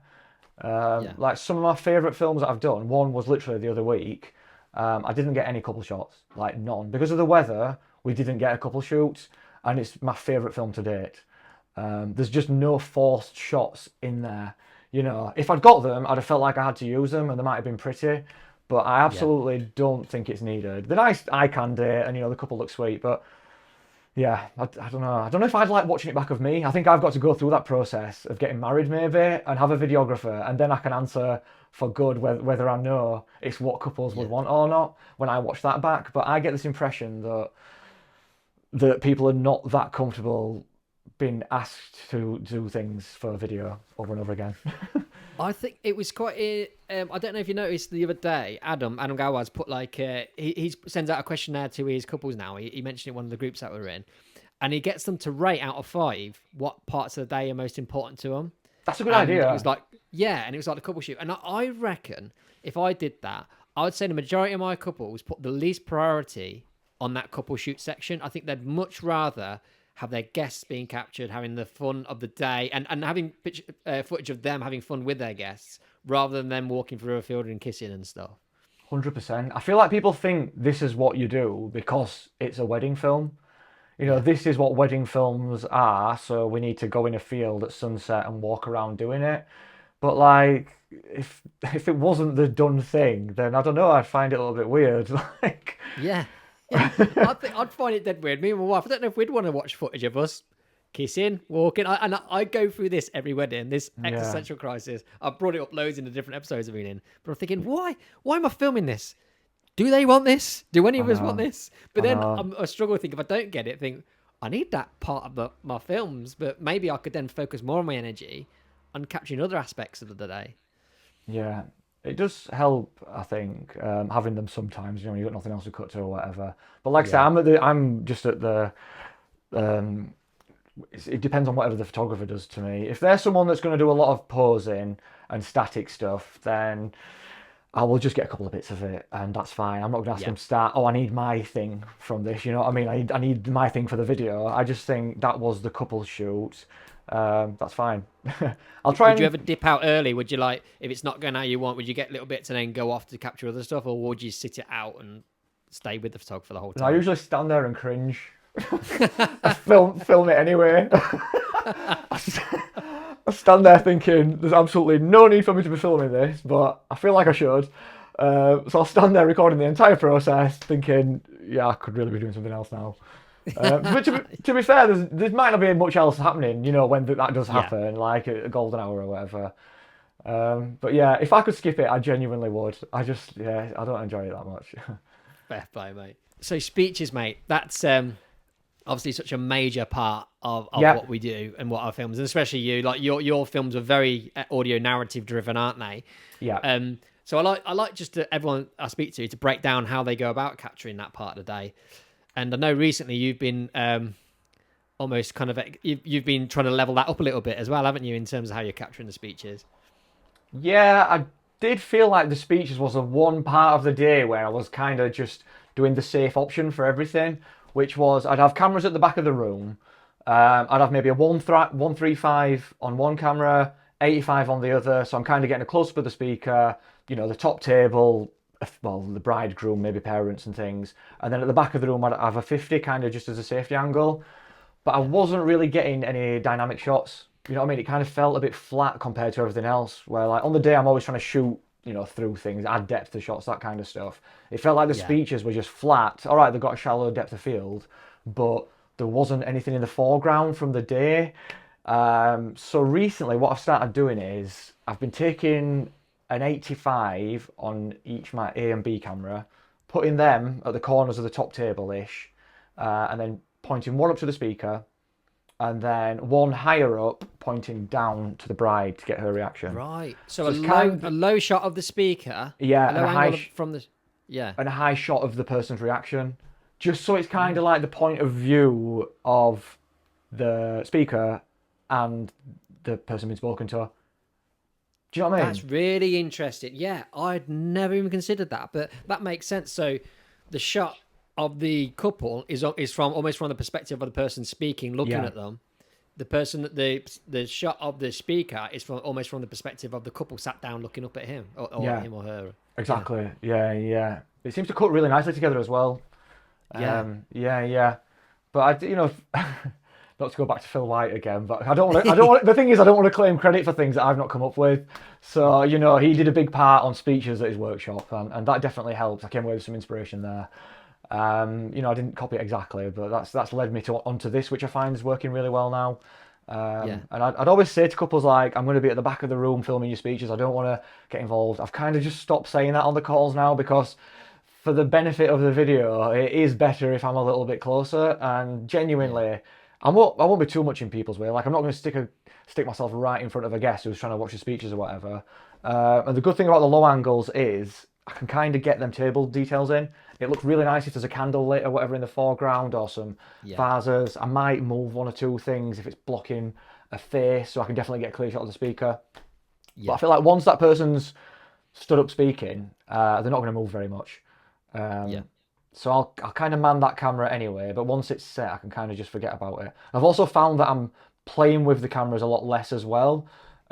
Because I've composed a shot that involves like foreground and the speaker, I can't really mess with it because it'll kind of like fuck up the entire composition.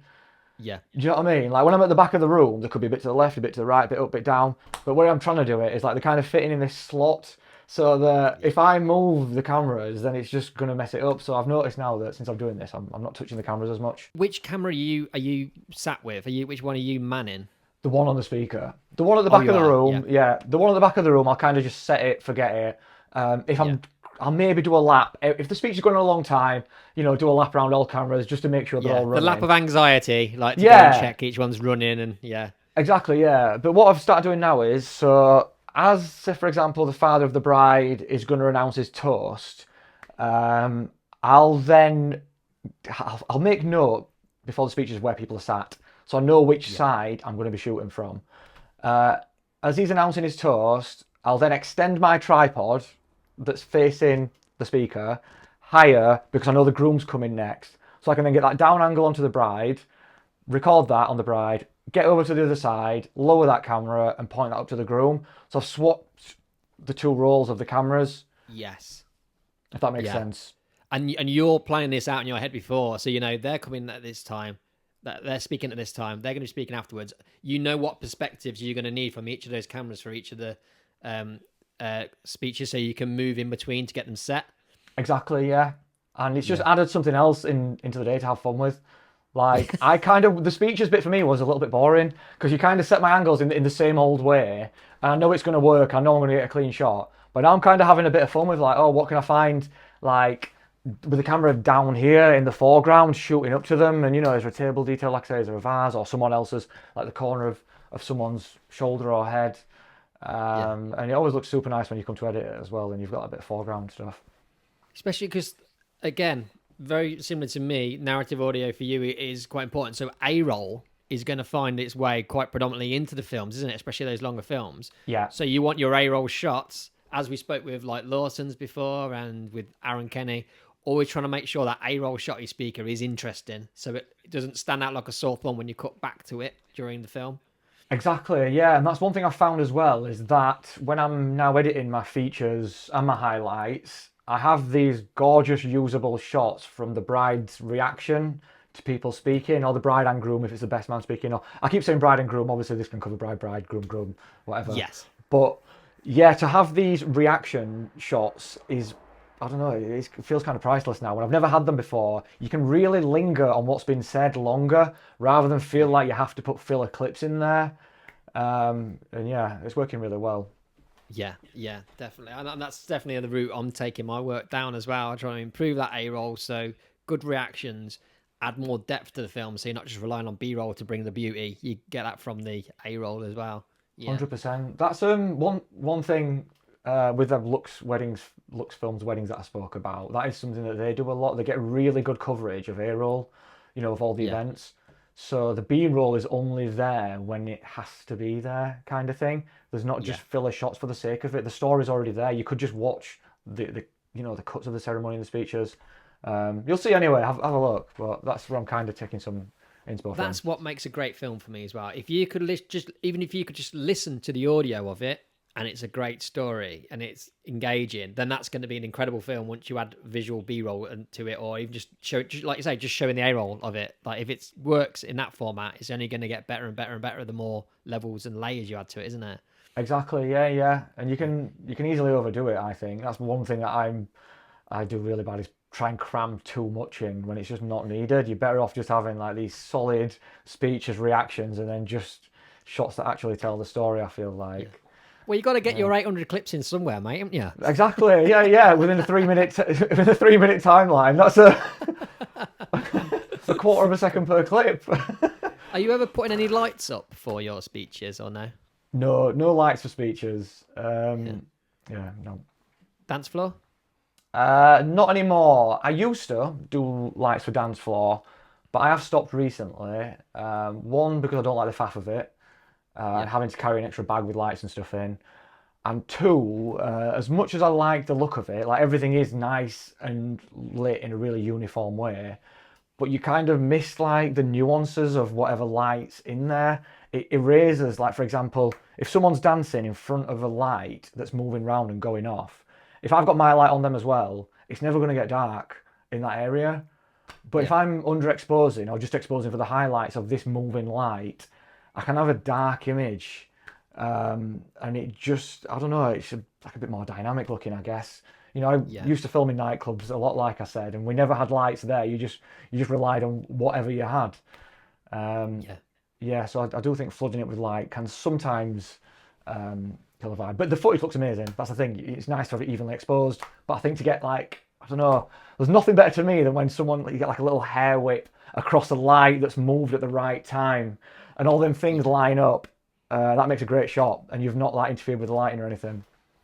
I finding this like a common theme through your work as well. You almost like a little bit more unpredictability about the day, and then work around it to kind of keep you engaged, keep you kind of like excited and capturing different moments. Very much in the similar way as with the photographers, you just let them do their thing and you can work around them. Almost with a light, you want something new and engaging on each wedding rather than getting bored by kind of just putting up the same things every time, and keep yourself engaged in it. Does that feel right, do you think? 100%. I've never thought about it like that, but that sounds absolutely bang on. Yeah because I know like kind of you like the interest of the day, don't you? You like to kind of look at things from a different perspective and tackle things differently each time, and that's the beauty of weddings. And I guess your background as well from nightclubs and stuff like that's completely unpredictable, and you probably find that you're always finding that beauty in unpredictable moments. So the more chaos the better, right? 100%. Yeah. And when everything lines up, that's when it feels really special. I feel like when you have all these unpredictable elements and you capture that split-second moment in the right lighting that you've not interfered with, and you're watching it back and you're like, wow, that looks amazing. I don't know, that's where I find beauty in it. And especially with shooting as many weddings as you do as well, if you were going up and doing the same template on every single one of these weddings, that would be kind of soul-destroying, wouldn't it, I imagine? So going in with each one, getting like inspired by each one, by each couple, by each of their stories, and capturing it, that's got to be the best way to keep motivated and keep excited about the wedding season, all right? 100%, yeah, definitely. Let's dive into this more, because you're very unique in the amount that you shoot per year at the quality that you shoot at, because there are volume brands out there that do knock out weddings, multiple weddings each weekend, but there aren't that many people that do as many as you to the super high standard that you do.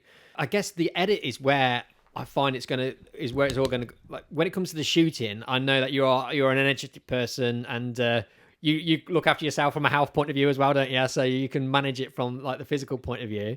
I reckon. When it comes, don't know, you look in good shape, mate. That's me flirting, basically. Yeah. It's working. when it comes to the edit, what steps do you take in terms of being able to turn around so many edits in a year in a timely fashion? I guess first of all, my first question is, what's your kind of turnaround time on average? Yeah, so turnaround is about 10 to 12 weeks. In the contract, I write 12 weeks, and I'm happy to always take up like 12 weeks if needed. I'm not in a rush to get things delivered early. So when it comes to each wedding, what's your workflow? So if you're going to sit down now to edit a wedding that you've only just shot, well, the next wedding you're going to work on, what would be your first steps, and what's the process going forward? Okay, so first thing, on the wedding day, I back up during food.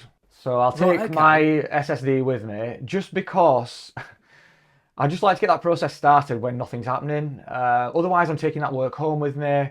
I was chatting to a photographer, and they made a point that, like, if you do 40 weddings a year and you're spending an extra 1 hour at home for each of them weddings, that's 40 hours at the end of the year. That's a full working week you've spent. You could be offloading it during the day, get home and have less to do.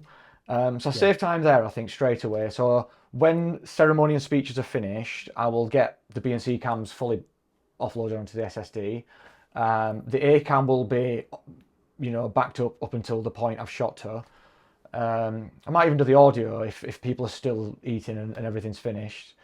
So I can kind of get home and know most things are on the SSD ready to go. But what if the speeches are after dinner? Do you still back up then during that dinner time? Sometimes, if there's not much happening, I might just, leave the laptop out, stick the card in, copy that over, so it's all done.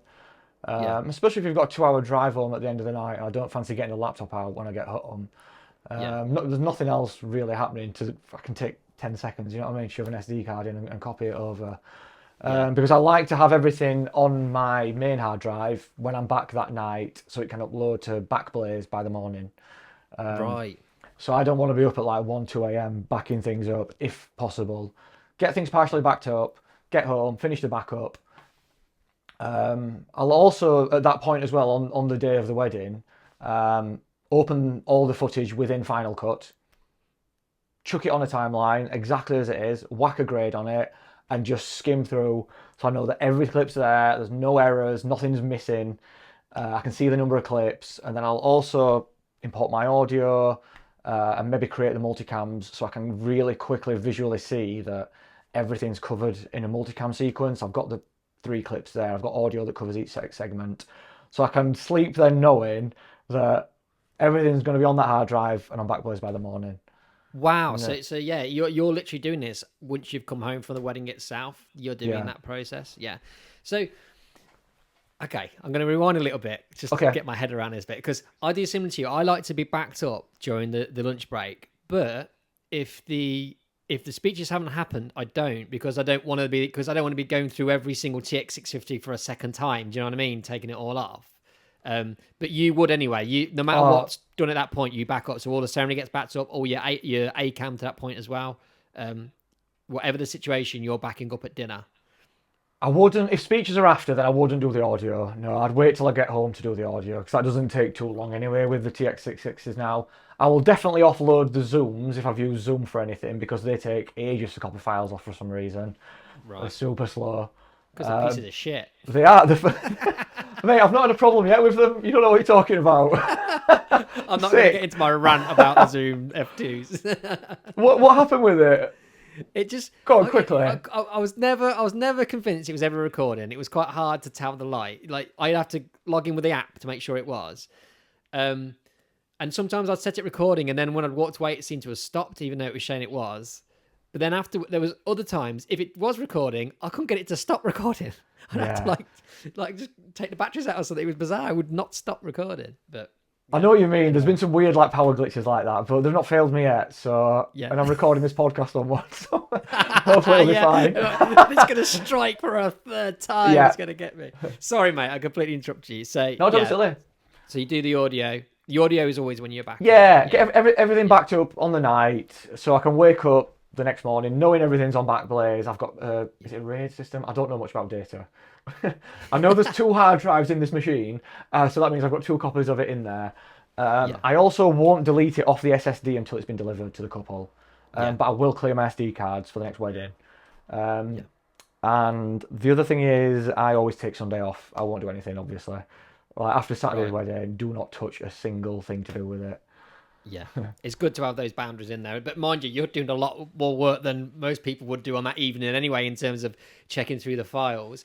So you're creating a Lightroom catalog on the night for that project, are you? And does that stay on the SSD? Everything's pre-made. So I have a Lightroom catalog template. Yeah.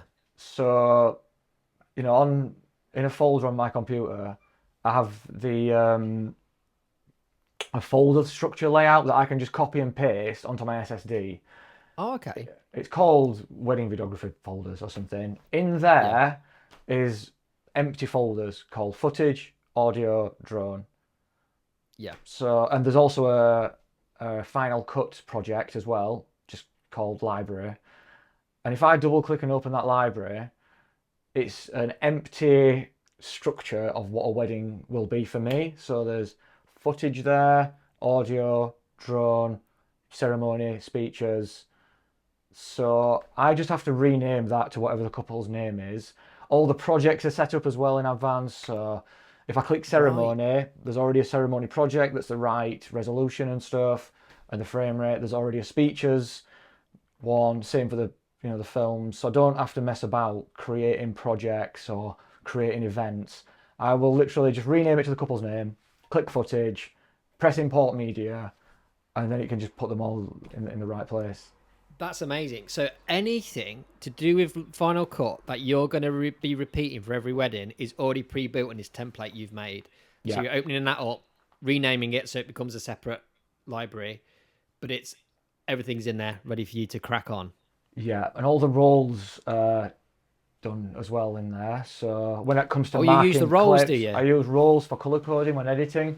So in that library as well, all the roles are preset as for whatever I use. So then when it comes to color coding, I don't have to mess about editing the roles and that kind of stuff. It's the project's just there, ready to go. Wow. Okay. That is super interesting. So in terms of your backup, you've gone onto a RAID system at this point. You got to on 2 hard drives. You're on Does Backblaze do a whole wedding? I know you're shooting 4K, 10-bit. Is the whole wedding done within one night cycle? Mostly. I might wake up and it might be 3/4 done or something, but usually by lunch the next day it will be finished. Just because we've got a pretty quick connection. It's not like quick enough to get it done before I wake up, but usually by the next morning or mid-afternoon it's finished. Yeah. And do you have to create proxies or anything like that for your workflow or no? No proxies. I shoot 4K 10-bit on the S1H. I don't need proxies, and I edit with my grade on there as well. So I grade everything, before kind of thing, and edit with the grade on. Right. Oh, okay. This is getting interesting. It looks nicer. This is getting interesting. Okay, so the next step, you backed up. You go when you finally come round to editing that wedding. Yeah. What's your steps then? What's your first steps into it? Okay, first thing I do is footage culling, and so for me, all this is I have 2 keyboard shortcuts set. Yeah. One is E, which is set in point. One is W, which is append to storyline or whatever. Throw it to the timeline. Yeah. I will literally just skim through each clip, all 600 or 700 of them, and just find the start of each action within that clip, and then I'll tap E to set the in point, and then tap W to just chuck it on the timeline. Right, so you're not even setting an out point? No, just in points. I'll go through everything and just set the in points for the entire day. And you're not watching in real time, you're skimming? Skimming, yeah. Because so I know I'm always looking for an action. Whatever's happening, there's some sort of action within that clip that I'm trying to show. So whether that's someone laughing or moving in a certain way or throwing something, I already know what I'm looking for is the split second before the action takes part. So I can set my in point there and throw that down to the timeline and know that's at the right moment. And you can skim quickly forwards and backwards, and quickly get a feel for where that action is, or just before the peak of the action is where I want to kind of chuck it in. And I do that for the entire footage, or it might be a makeup brush going on, and I'll make sure it's just as the arm's coming into frame kind of thing, and set the in point there. And so because for me, I have to do an in and an out, because sometimes afterwards, like I don't know, it's not like when I stop recording, it's not like that's the good point. Sometimes I've gone wandering off, I've pointed to the ground. I think I put my camera down before I press record. That's some weird habit. But you must know in your shooting style, when you press stop, that's the right moment for that clip to stop. So you don't really need to be setting an out point. No, so I set out points after. Right, okay. So after I've done jumping ahead here. Sorry, mate. That's all right. No worries. You go through your process, and I'll shut up because that would be That would be amazing. That would be the best way to shoot. I feel like so you don't have to set in and out point. It's like this is what you get. just go around recording it. But I had all faith in that you could pull that off, though, mate. I thought when I press stop, it's time to stop. No trimming clips. So no, what I'll do is I'll settle the in points and leave it in chunks. Prep in points, ceremony in points, drink reception in points. So I've got 4 blocks of the day with all the in points set, and the rest of the clip will just run out to play. What I'll do then is I'll watch everything back, and I've set a keyboard shortcut to trim end of the clip. Right. So I can press spacebar to start the timeline playing, and if I just tap the close square bracket, it will trim the end of the clip off, but keep playing.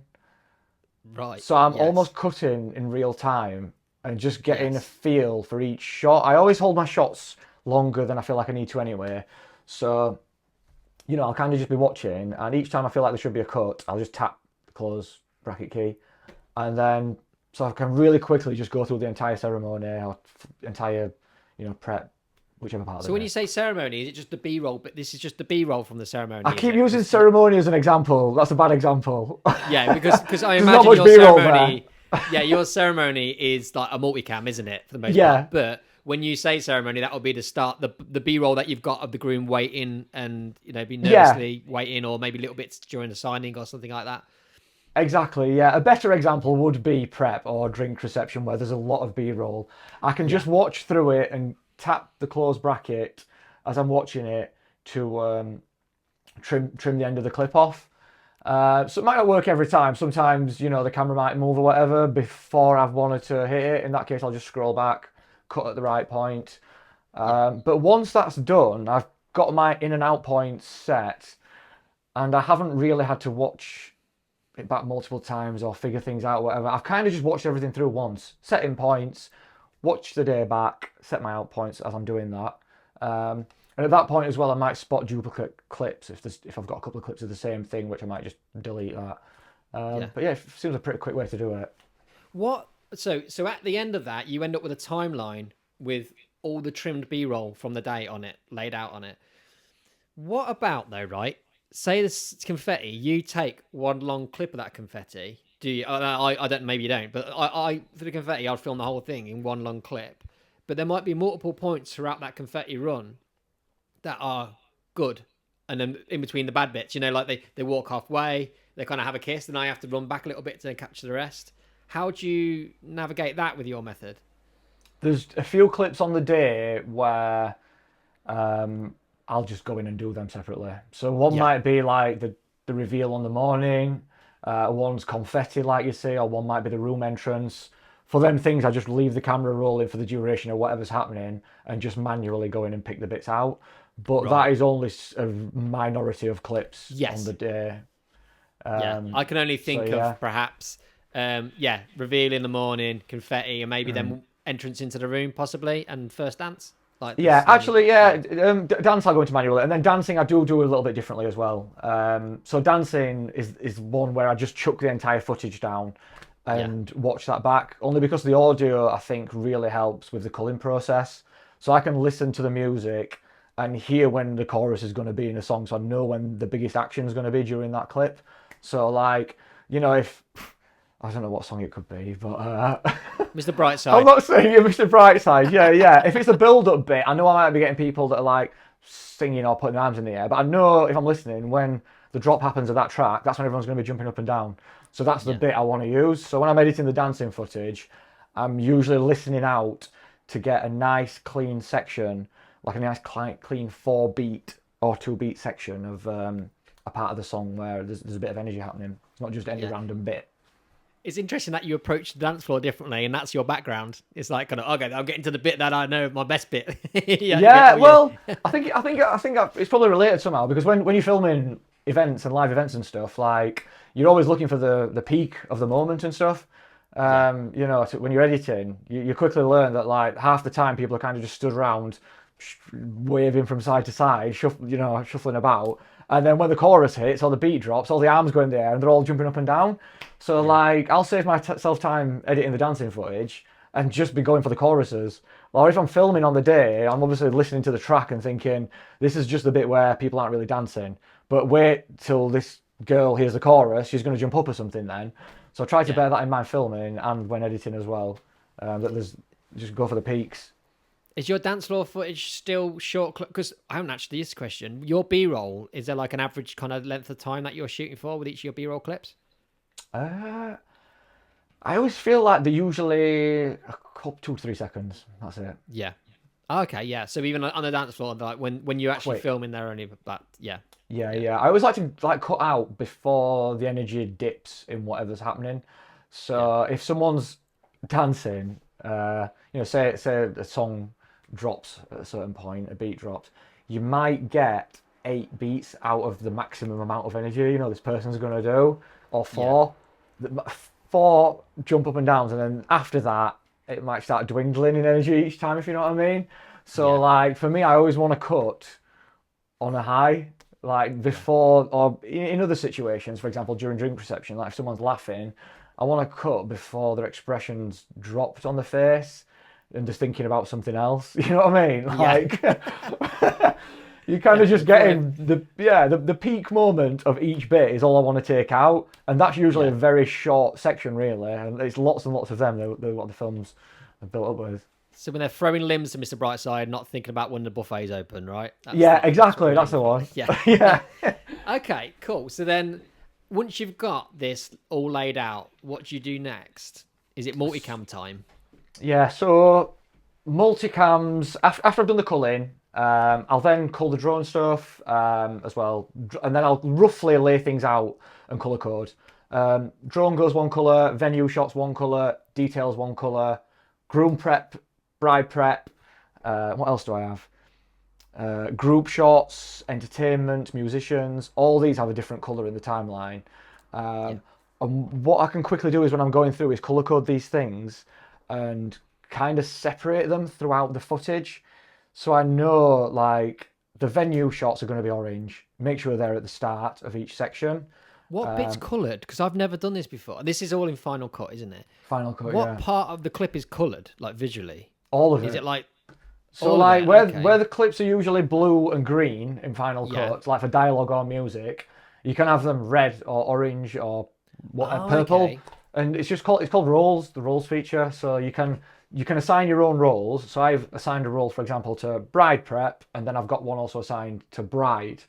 So, quickly I can look at my bride prep footage, know which shots I've got the bride in, and know the rest of it is just generic footage of bride prep. So usually when I'm editing, it's quite a visual thing to start with, because I know that the shots of the bride want to disperse throughout bride prep. Yes. And I know shots of entertainers and musicians want to be dispersed throughout the drink reception of the day.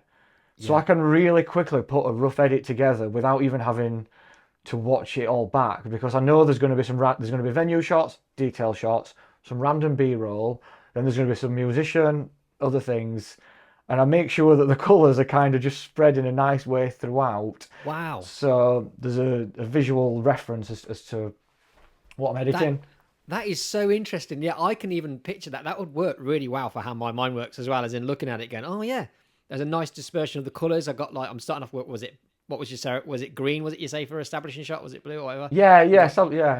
Got your blue, then you got your scattering of your other colours through. So you've almost got like a heat map of the day panning out. Yeah. That's exactly it. That's exactly what it's like, yeah. Yeah. Oh wow. Okay.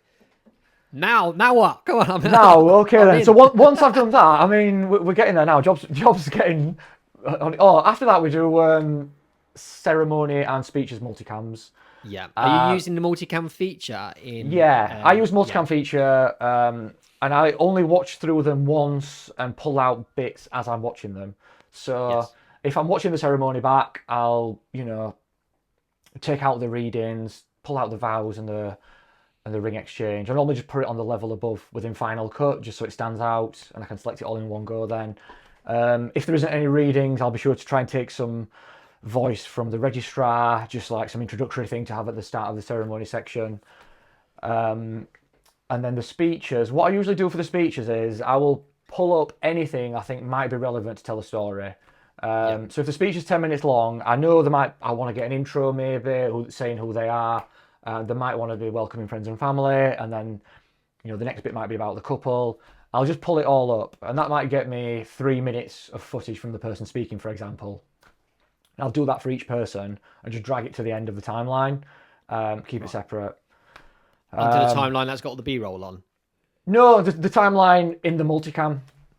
Right. You know what I mean? Okay, Within the speeches multicam, at the end of that timeline, I'll just stick it on the end just so it's there separate from the actual multicam clip. Because like I say, I only watch it through once and cut my angles as I'm taking out the content at the same time, if that makes sense.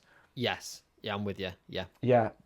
And then once I've got the 3 minute or however long minutes sections, if they've not said much, it might just be 30 seconds. But once I've got them 3 minutes, I know that I only want a 1 to 2 minute section really. So then I'll start whittling that down even further to try and bring it down to like a reasonable size to put in the feature film. I like 1.5 minutes. I think like 1 minute 45 is the maximum I'd want to be at. I like it for about a minute. But again, just really trying to find like the emotional highs within what's been said and with it still being able to tell a coherent story. Yes. Yeah. And then do you have like when you're bringing that over to the feature, do you have a structure as in, are you thinking Father the Bride during prep? And then, do you have a structure in terms of where you want certain people to be placed, or is it just a case of what's been said? Yeah, it can change from wedding to wedding, but often the father of the bride I'll try and put with the bride getting ready, as a lot of people do. And then sometimes if they said really nice segments about different things, I might put some in the feature earlier on and then some in the drinks reception if it's about something totally different that I might want to put both parts in. So it's not set in stone exactly where they'll go. Especially if there's really good content, what they've been saying, and there's like 3 minutes of it, maybe I'll want to like fit that in, in two different places. But yeah, before I put the speeches into the film, there's music choices obviously that happen as well. So the speeches going into the film are the last thing for me. Right. Okay. So the first thing is the B-roll. Second thing is creating the multicams, but then you're going through and selecting the bits out of the multicams that you think you might want to use. Yeah. But then before you even start doing anything, it's your music selection. Yeah. Yeah, that's it. Then the music selection is, so once I've culled the footage, that gives me pretty much the length that each segment's going to be. I'll make sure there's no crap gets through and I've organised everything in a decent way. And the way it works is I've got 100, 150 tracks, maybe more, and they're all organised by track length and key. And I have that in the very first thing in the title. Wow. Okay, so you've renamed these files based on and named it so it's song length and key, what key it's in. Yeah, exactly. So if I start at prep, that's 4.5 minutes long. I can go straight to the songs that are 4.5 minutes long in the prep folder, because I've named them different folders as well, I forgot to say.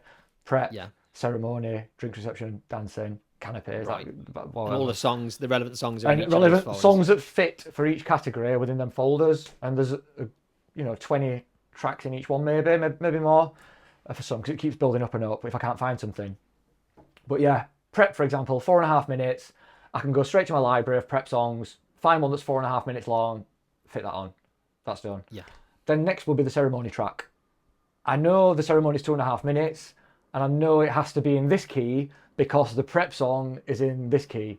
So basically, my selection gets limited down to a few songs, and then I can pick the one which fits the best. Right, because having songs in the same key means they can fade into each other almost seamlessly, because they they transition into each other. So that's why you want them to be in the same key, yeah? Yeah, it can be different keys. There's certain keys that go together. I don't know loads about music at all, by the way, but I managed to find a chord wheel, I think it's called, online. It's like a visual aid to show you which keys go with which keys. So I can quickly look at this and think, I'm going to get this totally wrong now, but if there's like a D, if the last one was a D, I know the next one either has to be like an A or a C or a D. Right. Do you know what I mean? Yes. So there's a few complementary keys, basically. Yeah. If you've got the same key, they definitely match, but there's also complementary keys that match each other as well.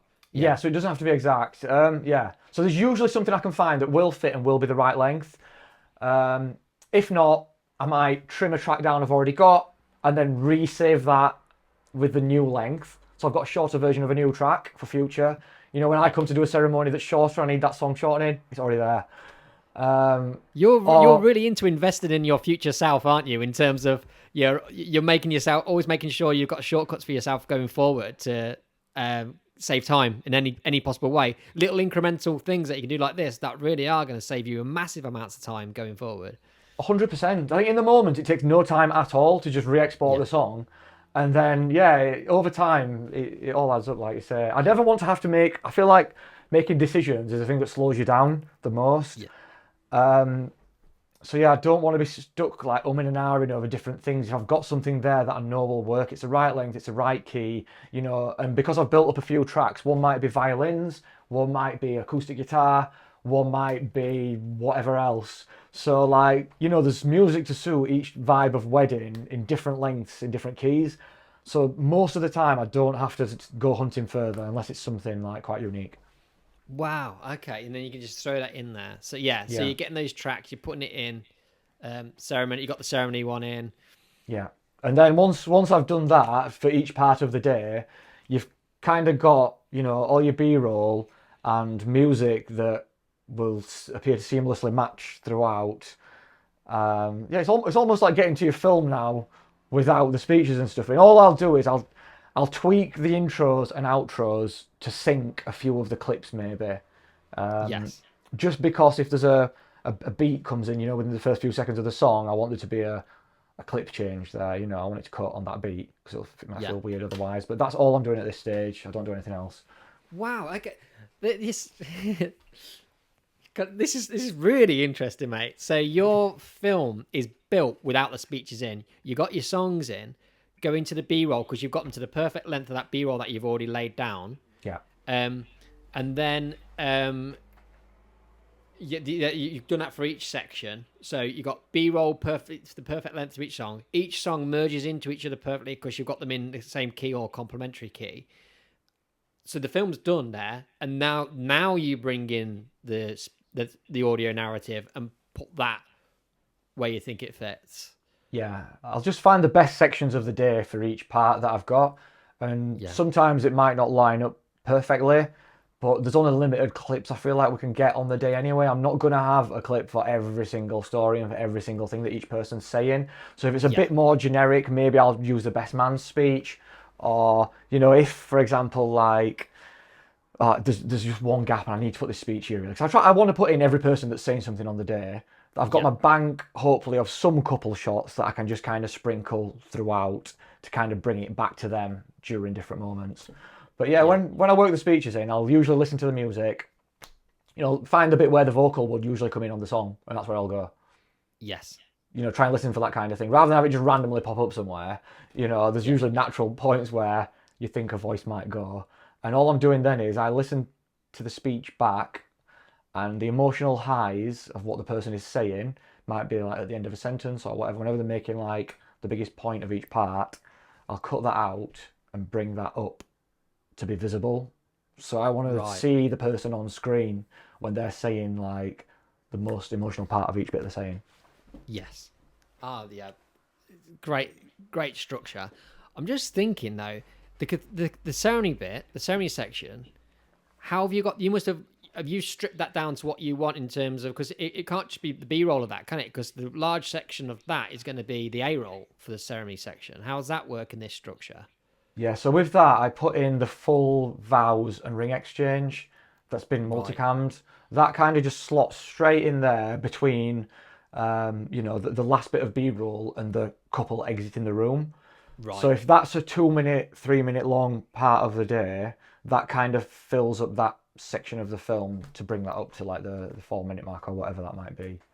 But then you might, but under the B-roll bit that's just in front of that for the ceremony, you might then put the intro from the celebrant or registrar kind of underneath that. Exactly, yeah. And I'll usually end with the celebrant or registrar saying the couple's name and you may now kiss the bride, and then show the kiss with the audio, then have them exiting, and that's usually the final shot of the ceremony.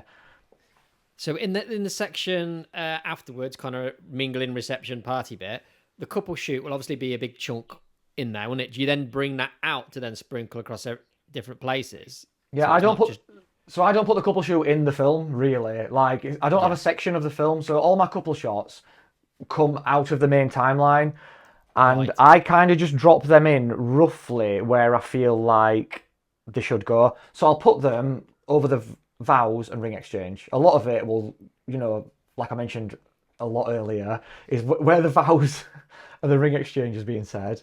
I'll have a bridesmaid coming down the aisle, couple shot, another bridesmaid, couple shot. And then when people are doing speeches, if it's felt like a while since you've seen the couple and they're talking about the couple, I'll put some in there and then do that for the rest of the film. Yeah, so it kind of all ties in and kind of makes sense. Yeah. Yeah. Yeah. That's pretty much it. Once that stuff's been worked in, all I'll do then is squeeze the speeches in by making the other clips around it shorter.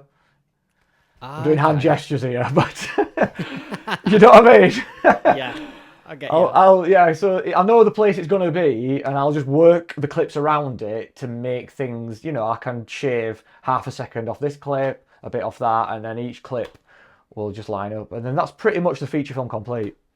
Well, and how long does that take, that entire process? Is that a couple of days, different? How long is required for each different section? So this is where it gets complicated. Yeah, I think I know, because you skip around weddings sometimes, don't you? All the time. I've got about 12 on the go now. Oh, gosh. Could talk us through it then. I don't want to confuse people, but basically I find it important to have time away from a wedding when I'm editing. So this process that I'm talking to you about now, I do really quickly if I can. If I haven't got a backlog, that's the only thing slowing me down. So after a wedding, I will cull the footage and do ceremony and speeches on Monday if I can. So day 1. Day 2, feature film. If I can, highlight film that day as well.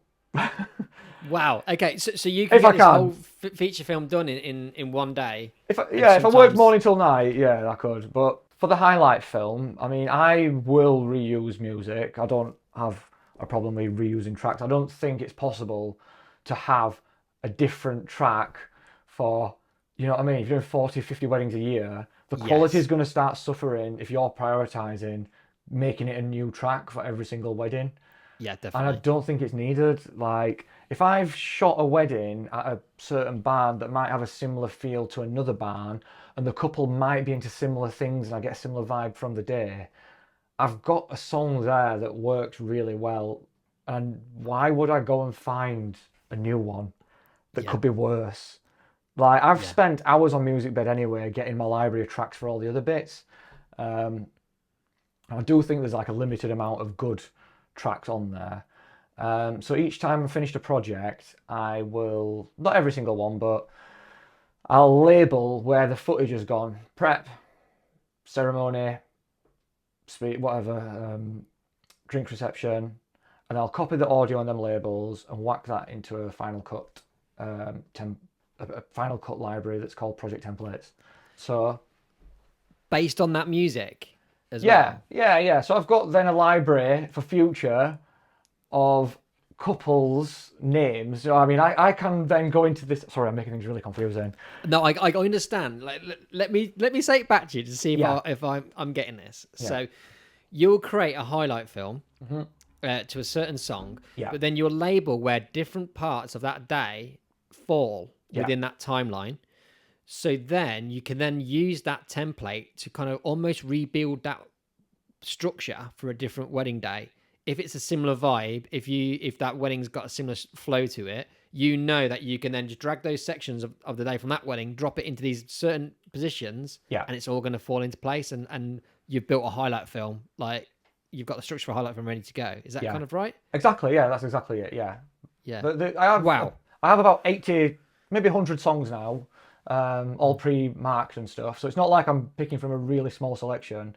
And I always remember the couple's names of who's got married, and like I can kind of get a feel from a day if it's like another one, and I usually remember what they were like and their names, so I can go into my library, find whoever's wedding it is, and then I've kind of got something there that's a rough template for what I might want for this next highlight film. It won't work 100% of the time where this is all going to fit exactly as it is, because there might be a bit more time spent at prep, and there might be a bit more time spent at the, whichever section that is. But I've got a rough idea there of where each part of the day can go, and that gives me a rough highlight film. Wow. How many of these structures have you got, do you think? So, like I said, songs with markings, with all the beats marked out and stuff like that. I think I have about 100 of them. Um, so yeah, there's quite a few. All set, all as Final Cut All as Final Cut templates. templates, yeah. And then with actual templates of like weddings I've done, I think about 30. You know what I mean? So I've took 30 individual weddings that have gone particularly well, I feel like, where the song could maybe be used again, and just labelled it and just said here, here, for future me, here's a reference if you need to come back and your starting point. Yeah, that's such a clever idea, and it makes so much sense because I look at like films quite often. My wedding films, they're falling into a structure, even though I'm not meaning them to. The day is just panned out because weddings, as they are, fundamentally, they play out in the same way, don't they? Exactly. The same things happen at the same time, but by design. So it would make sense that the film structure can be repurposed. Yeah, exactly. And saved. And when you're shooting, the amount of weddings that you're shooting each year, you need as many of these things to help you, don't you, in order just to be able to get those edits out the door. Otherwise, you end up in these situations that you hear about where videographers vanish into the distance because they've just been overwhelmed by how much they've taken on. Exactly, yeah. And the thing is, I'm using it in this situation now where I'm doing a lot of weddings, but this stuff all carries forward as well. For example, for next year, where I'm doing, I'm doing 35 next year. That's my plan. But I've still got all these processes in place, which means I will just have more free time. Yes. Like, they're not getting any less of a product. They're still going to get, the exact same thing, but I just get to save time because I've kind of invested time into things that, that speed it up. Wow. Okay. Loving this.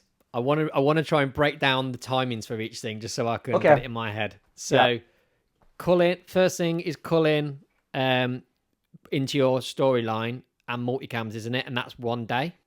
Yeah. So day one, multicams and footage culling. Day two, bring in the speeches and finish the feature film. Day three, highlight film, which is made then from the feature. Obviously picking. Each time I'm just picking even better clips out. You know what I mean? So the feature film, I just go through, watch that through like anyone probably does. Take the very best clips and then work them into the new timeline. Yeah. And then sometimes you've got a structured template that you can use just to create a fast highlight film. Yeah. Other times you're having to rebuild something from scratch and then just get a song in there and... Exactly, yeah. It's just the template's like a starting point. If you watch the two films back, I genuinely think most people probably wouldn't even notice it's the same song because the footage is so different. The speeches are completely different. They probably wouldn't even, and the music's just quite generic anyway. You know what I mean? It's just like violins or whatever playing. So they're not going to pick up the same songs being used. And your films are usually generally chronological anyway, aren't they? So it's not like they can't tell that you're dropping certain things at a certain time because they just pan out at that time in the day anyway, right? Exactly, yeah. And I always try to cut like a change on a song, so I'm always cutting to the beat, and every 8 or 16 beats there might be some sort of impactful moment on the track. I'm always cutting to them and try to keep my sections within these parts of the day. Right, okay, yeah. So you got like you have a structure in your mind how you're gonna plan things out. Again, I think that you like putting restrictions on yourself, don't you, to keep yourself focused? Yeah, exactly. I think that's exactly it, yeah. Yeah, that's brilliant. It's exactly what I'd benefit from as well. Yeah. Which is exactly why I wanted to get this conversation with you, mate. It's all self-serving. I just want to nick all your ideas. Go for it, yeah, feel free. Amazing. Yeah, and are there any other top tips you've got for like kind of making your edits faster? I know you've covered loads of bits in that. I don't know if there's any other little bits you've got. Any last thing, I guess final thing will be like when I've done this stuff, I know this might take, I do this pretty quickly if I can, but if I've got 2 or 3 weddings in 1 week, it's impossible to get this stuff done and be ahead of yourself with the backlog. So what I'll do is I'll always cull straight after a wedding, no matter what point I'm at with another wedding, in the process. If I've done a wedding on Saturday, on Monday I cull that new wedding just so I've got peace of mind that all the footage is safe and stuff. And then the other thing is, I won't then go back to the project until it's handover time, which is like 8 weeks after, because when you come back to watch something with fresh eyes, it is like watching a completely different thing. I always think it's really important to get time away from the footage and come back to it before you deliver the final product, because I can spot there's things in the moment where, you know, I'm umming and ahhing between two shots. Is this one better? Is that one better? Should this speech be on screen for this length? And if I were to spend, you know, 2 weeks solid getting this feature film and highlight film perfect, you know, these are rough cuts what I'm doing. I'm getting it all thrown in there so that when I come back to it later, I can then go through on the, you know, the final day or two with a fine-tooth comb. I can watch the feature film through back once and know exactly what I need to do to make it right, because things will stand out a mile. I will think, why is that shot there? This needs to go there, that needs to go there. And it's just really clear. Yeah. Same with the highlight as well. There'll be a rough cut. I'll be thinking, there's too many shots of the bride there, and that's really obvious now. I've come back to it these weeks later. So I think time away from it. For me, the trick is get things done as quickly as possible and then spend some time away from it and come back, because it's just going to be really obvious where the mistakes are, which clips are better than others. Come back with fresh eyes to refine the edit. So although this is a fast process and you built it for speed, you're still then getting that attention to detail later on when you come back with a fresh vision, a fresh view. Yeah, 100%. They never rush. Like, I try and get them done quickly to start with, but they all go through the same process at the end, where I'm a perfectionist. Like, I won't leave two shots next to each other if I don't feel that cut's right. Like, I will have to move it somewhere else. And the final process that I go through on that last day, I will make sure that there isn't a single, what I feel is a bad cut in there, or there's no moment where someone's saying something that's like inappropriate for what's been shown on screen, if that makes sense. And I'll make sure, everything's as good as it can be. And then on that, after that day, I'm confident then that, you know, everything's as good as can be, and I've spent as much time on it as needed. And you can get it sent out. And how are you delivering the films? So I use VidFlow for the main gallery deliveries, and then I'll also send a USB out as well, just because I like the idea of people having a physical copy, so they don't have to come chasing me for things if anything wants to go missing. Nice. So every single one of your couples gets a USB as well. Yeah, it's literally, I tell them as well, it's just a SanDisk. It's nothing fancy, nothing special. You just keep it safe, because it's just a physical copy of everything for you to keep. Yeah. You know, in future, you never know. If they look after that, then they're always going to have something with them if any of these websites go down or whatever. Yeah, too right, mate. Yeah. And one thing we didn't talk about grading. So what's your grade? When's that? Did you say you grade when you're doing the B-roll? What I do is I set all the in points, then add my grade, and then set my out points when I do the playback. So I'm watching it in real time with the grade on, so I can get a really good feel for what the colours and stuff are going to be like in the film. Right, okay. So so your grade is actually, rather than being at the end like a lot of people do, you're doing it that first instance when you're just dropping the footage down onto a timeline, you're grading at that point. Yeah. Yeah. You dropped it in and then you grade it. Yeah, and when I say grade, I just mean the initial colour. I'll do final colour checks on the last day before delivery as well, tweaking exposures, that kind of thing. But whacking my LUTs on there, that all happens, you know, right at the start as I'm culling. What about kind of like the audio tweaks and things like that? When does that happen? That happens as I'm editing the films. I will literally just use the range tool on Final Cut, you know, drag under where the speech is for the audio, pull the volume down. I'll try 6 decibels, is it? See how that sounds, if it's still quiet. Try 9, -9 or -12, whatever. But kind of just get a feel for it. Yeah. So no set numbers. Yeah. Quite straight. Yeah. Whatever feels right based on the volumes you've got there. Exactly. So you leave the song at its normal volume, like at 0, basically. Yeah.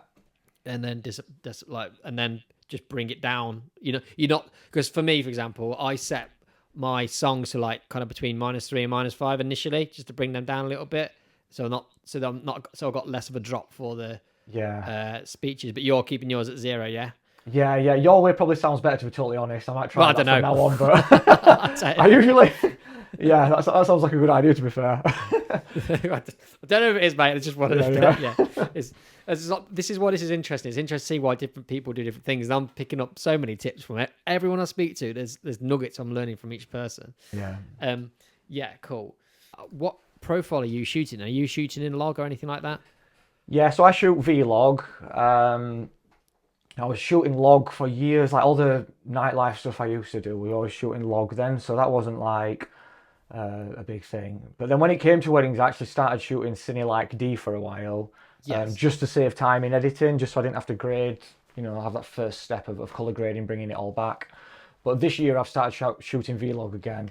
And my colour grade is literally whack on the 709 LUT, bring everything to normal again. Then I have 2 LUTs that I've found that I like the look of, which I'll then apply at different percentages, just to kind of get the colours that I like. I think one of them is like a film emulation LUT, and then the other's like a more creative looking LUT. So it kind of neutralises the tones a little bit, I feel like, and then I have one to add a bit of flair to all the clips throughout. Nice. As simple as that. Quite a simple process. Exactly. Yeah. And then after that, when I'm colour grading, I'll mostly just tweak the mids as I go through to bring the exposure. The exposure, I like the usually the mid tone. Sometimes a little bit of highlights and darks. And then if a shot's like super too warm, maybe just pull like the global colour down a bit cooler, and that's pretty much it. Have you found it much benefit shooting in the log now? Doing that, has it been worth the change or not really? I think the main thing is it has a look to it, and I think that look is like in at the minute. Yeah. It definitely has a distinct look that you can't create from other profiles. I don't think it's essential at all. My films didn't look that much different when I was shooting Cine Like D, to be totally honest with you. They're probably more punchy in a way because I've already got that contrast before I started grading. Yeah. But I just feel like for the look at the minute that's kind of in, I don't know, log seems to, just work. Yeah, I do like how it looks from the roll off from like kind of shadows to highlights. It's a much more subtle transition, which is nice. But also having that peace of mind that once you get your head around what ISOs you need to be shooting at, that's the only struggle with log for me. Like making sure I'm not jumping into a zone where I'm getting too noisy, like going up to the next step that you need to. Yeah. Like for me, it's between like once you go past 3200, you need to be jumping up to 12,800. Sometimes I forget that, but the flexibility of what I know I've got into exposure, especially if I've got an outdoor ceremony, I only need to be in the right region of exposure, and I know I've got something to work with, and that's a nice peace of mind I found. Yeah, I think it just looks better as well. Even if things are slightly underexposed or slightly brighter, it just looks better off the bat. It's almost like your eyes just believe it more. Yes. Yeah, and I won't venture away from the base ISO. So I have Panasonic. It's 640 and 4000. I won't use any others, just to keep the noise down. Oh, nice. But you're using NDs, are you? So you can kind of just manually change the ND to change the exposure. But yeah, I'll always stick to the just the base ISOs. When it comes to shooting the amount of weddings you do, in terms of like being prepared for each wedding, do you have to do many back-to-back weddings at all? I don't do that many. Weirdly, I get a few midweekers in. I think this year I've had like 4 back-to-backers, a couple of triples. But for me, that's a lot. That's already a lot, mate. Is it? All right. I don't know then. And do you have a process for when you're doing a back-to-back in terms of having gear ready and making sure that you've... for me, like, there's not much difference. We used to do festivals, and you would be up at the crack of dawn filming 10 a.m, and you won't be getting to bed till 2 a.m, and you're not getting paid very much either. So, like, that was just a way of life for quite a while. So, I don't know, for me, like, it doesn't seem all that much getting up and doing just a couple of weddings in a row. Like I said, I'll always make sure I'm backed up that night. I won't format the SD cards, until after I've done all 3, and I can go through and be absolutely certain I've got everything backed until up. You've done your culling process for each one. Yeah, exactly, yeah. But that's it. Other than that, no difference. I just kind of get up, have a strong coffee, maybe smash a bag of squashes, and get on with it. Fair play. But say this, you like to get, obviously on the Monday, you like to be doing your culling process. Would that then be, right, Monday, Tuesday, Wednesday, you're doing the culling for each of those 3? If you're doing a triple, for example, you're making sure you still do that culling within that week. Exactly, yeah. And then that's it, yeah. And then once I've done the culling for them 3 weddings, I might even then go back and do the ceremonies speeches for wedding 1, ceremony speeches wedding 2, and just move on like that. But I'm always leaving the projects at a place where I can jump straight back in and know that there's no loose ends left. So I can kind of jump into whatever wedding I feel like, and know it'll be at a point where, okay, then the footage has been culled. I can just dive in and start throwing music in. Or I'm never like confused. Like where have I got to on this project again? Like I can just know, where I am. So for example, now I think I've got like 8 to 10 weddings where I've culled the footage. I've done the ceremonies, I've done the speeches, and they're all just sat at that point, ready for me now to go back to them because I've had such a busy period this past month or so with other weddings. But now I can dive back into the first one and think, oh great, it's been culled, the ceremony and speeches are done. All I've got to do is put some music in, and we're pretty much there.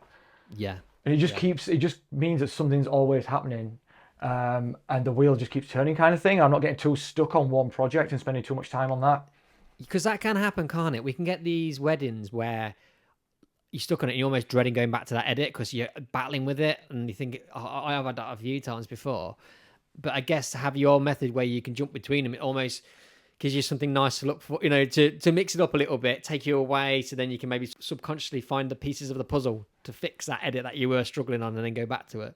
Yeah, exactly. And after the wedding, the footage is fresh in my mind, so I can on Monday go through it and already know where some of the banger shots are. Or like if I've got 3 shots of the venue, I already know where the best one might be, just because the footage will give me a reminder as I'm looking back through it. So there isn't this like decision making to be made later down the line where I'm like, oh shit, I forgot what shots I've got on the day here. Like, is this one better? Is that one better? Like, that process happens straight away. So, like, the footage is cold. I've got all the best bits in there, and then I can move on to something else. And when I come back to it, it's going to be in a really good position to carry on. Yeah, that's awesome. Yeah, I really like this method because I come back from a wedding. Same as you, I try and back up majority of it at the break. When I get home, I want it all backed up onto an SSD. And then overnight, I set it from, it's on my laptop hard drive. It's on an SSD. I then get it going onto 2 separate external drives. One ends up staying in the office, one stays in the house. And then I keep the SD cards until it's delivered. I don't wipe my SD cards either. Yeah. But I'm getting to the point now, especially when I'm having to buy more cards shooting like 4K 50 and 10-bit and stuff like that. I'm running out of cards. And I don't want to keep buying them, but then I'm scared to wipe one, even though I've got it on an SSD, I've got it on 2 hard drives. I'm still scared to wipe it in case something didn't copy across properly. But with your method, within a couple of days everything's all right, and you can just wipe those cards and crack on. That's a massive part of it as well. Yeah. Because with you doing this culling process and having that stuff ready quick, you could maybe put out some like teasers quite quickly, couldn't you? Like similar to how the Lawsons do. Would that be a consideration, or is it just a bit too much to add to the workflow, the amount that you have to do? Yeah, that's exactly it. I think if I were doing less, that would be something I would definitely start doing. But just because of the amount I'm doing at the minute, it's just not feasible. And anything that I feel like messes up the flow can really throw things off. You know what I mean? I can easily spend a day on a teaser, easy, and then another day even. Yeah. You know what I mean? If I'm not happy with what's it. the benefit? I mean, you're already shooting like 50 odd weddings a year. Why on earth do you need any? You don't need to put any more promo out there. Clearly, whatever you're doing works. Yeah, exactly. Yeah, so that's it. I don't really feel a need that I've got to be sharing things constantly at the minute. I mean, my Instagram's probably got about 30 posts on there out of years of use. But yeah, I try and do stories every now and then. But yeah, with the teasers and stuff, I like to do it after the highlight. If I'm going to make something for my socials, I like to come back to it after the highlight film when I know where all the good bits are and make a little story from it. But I think anyone that knows social media will probably say that's not the right way around to do it, and it would make way more sense to just get something out quickly when the footage is fresh. I don't think so. I think what's social media there for? Social media is there for us to try and get more work, isn't it? Yeah. You don't need to get more work. You've got a structure in place in terms of how you operate your business. In terms of, like, say, for the photographers, you want to make sure that they're getting a great experience, so then you can get referrals from them. You're also creating great films for your couples, giving them a good experience on the day. Getting yourself busy on that day, coming back with hundreds and hundreds of clips, way more than most videographers, I'd say. You're working your ass off. And they're the fundamentals of your business that are getting you more and more work. Yeah. I hope so, yeah. Because I can't be out making teasers every day. Cool. So one last question, I ask this to everybody, mate, is what were the biggest light bulb moments in your career so far when something suddenly made sense and helped you progress or find the path that you want to go on? Yeah, I think a massive one for me was, it might sound a bit cliche, but it's that you really can carve your own path and be whatever type of wedding videographer you want to be. Like, when I first started doing this, I thought that I had to be like some sort of like loud out there person on the wedding day who turned up and did like couple shoots and they've got to get them walking and doing different things. But quickly I found that doesn't suit my personality type or whatever. And so I've just learned to just be myself, really, put myself out there. And I don't have to do like, the teasers we were talking about. Then I don't feel the need that I've got to show up on social media constantly to get my bookings. What works for one doesn't work for another. So find your own path. If you're getting bookings through the door and your couples are happy, then that's what's most important. Yeah. And I think it's almost trying to shape your business around your own personality, isn't it? And what gives you joy on especially when it comes to capturing the days. Because similar to you, when I started, I thought I've got to shoot everything really super cinematic and slow motion. And obviously Phil White was a massive influence for me. And I thought I needed to be another Phil White. And I soon realised that that's not me at all. Once I started leaning into my personality, I feel like my work's got better. And is that kind of what you found as well, leaning into your own personality and how you want to shoot the day yourself? Yeah, exactly, 100%, yeah. And also not trying to make the day something it isn't, like trying to create and force moments or put things in a box into where they just don't fit. Awesome. Mate, I've taken up a lot of your time. That's all good. But I'm so sorry because there's a lot of information that I wanted to take from you. And I love how you've been able to create a sustainable business, even hitting those big numbers of weddings. It's really inspirational because a lot of the chat is always you want to be shooting less. But that's not realistic for most of us. Unless we're going to get into that high-end market, like we said before, we need to, if we want to be making a good career for ourselves and be able to put money in a pot for a pension down the line. Exactly. The reality is shooting a lot of weddings for a lot of us. So being able to speak to you, mate, who I know has done that massively successful and is surviving physically and mentally, is it really inspiring. So thank you so much for your insight, mate. Oh, cheers, mate. Thank you. Thanks a lot for having me. It's been great to chat. I've loved it. And we shall see you in October at Coda, yeah? Yep, see you there, mate. Looking forward to it. Thank you for listening to this episode of the Coda Podcast. If you enjoyed this episode and wouldn't mind helping us out, please consider leaving a rating and a review wherever you get your podcasts. We have many more conversations with inspiring filmmakers still to come, so make sure to subscribe to be notified when the next episode goes live.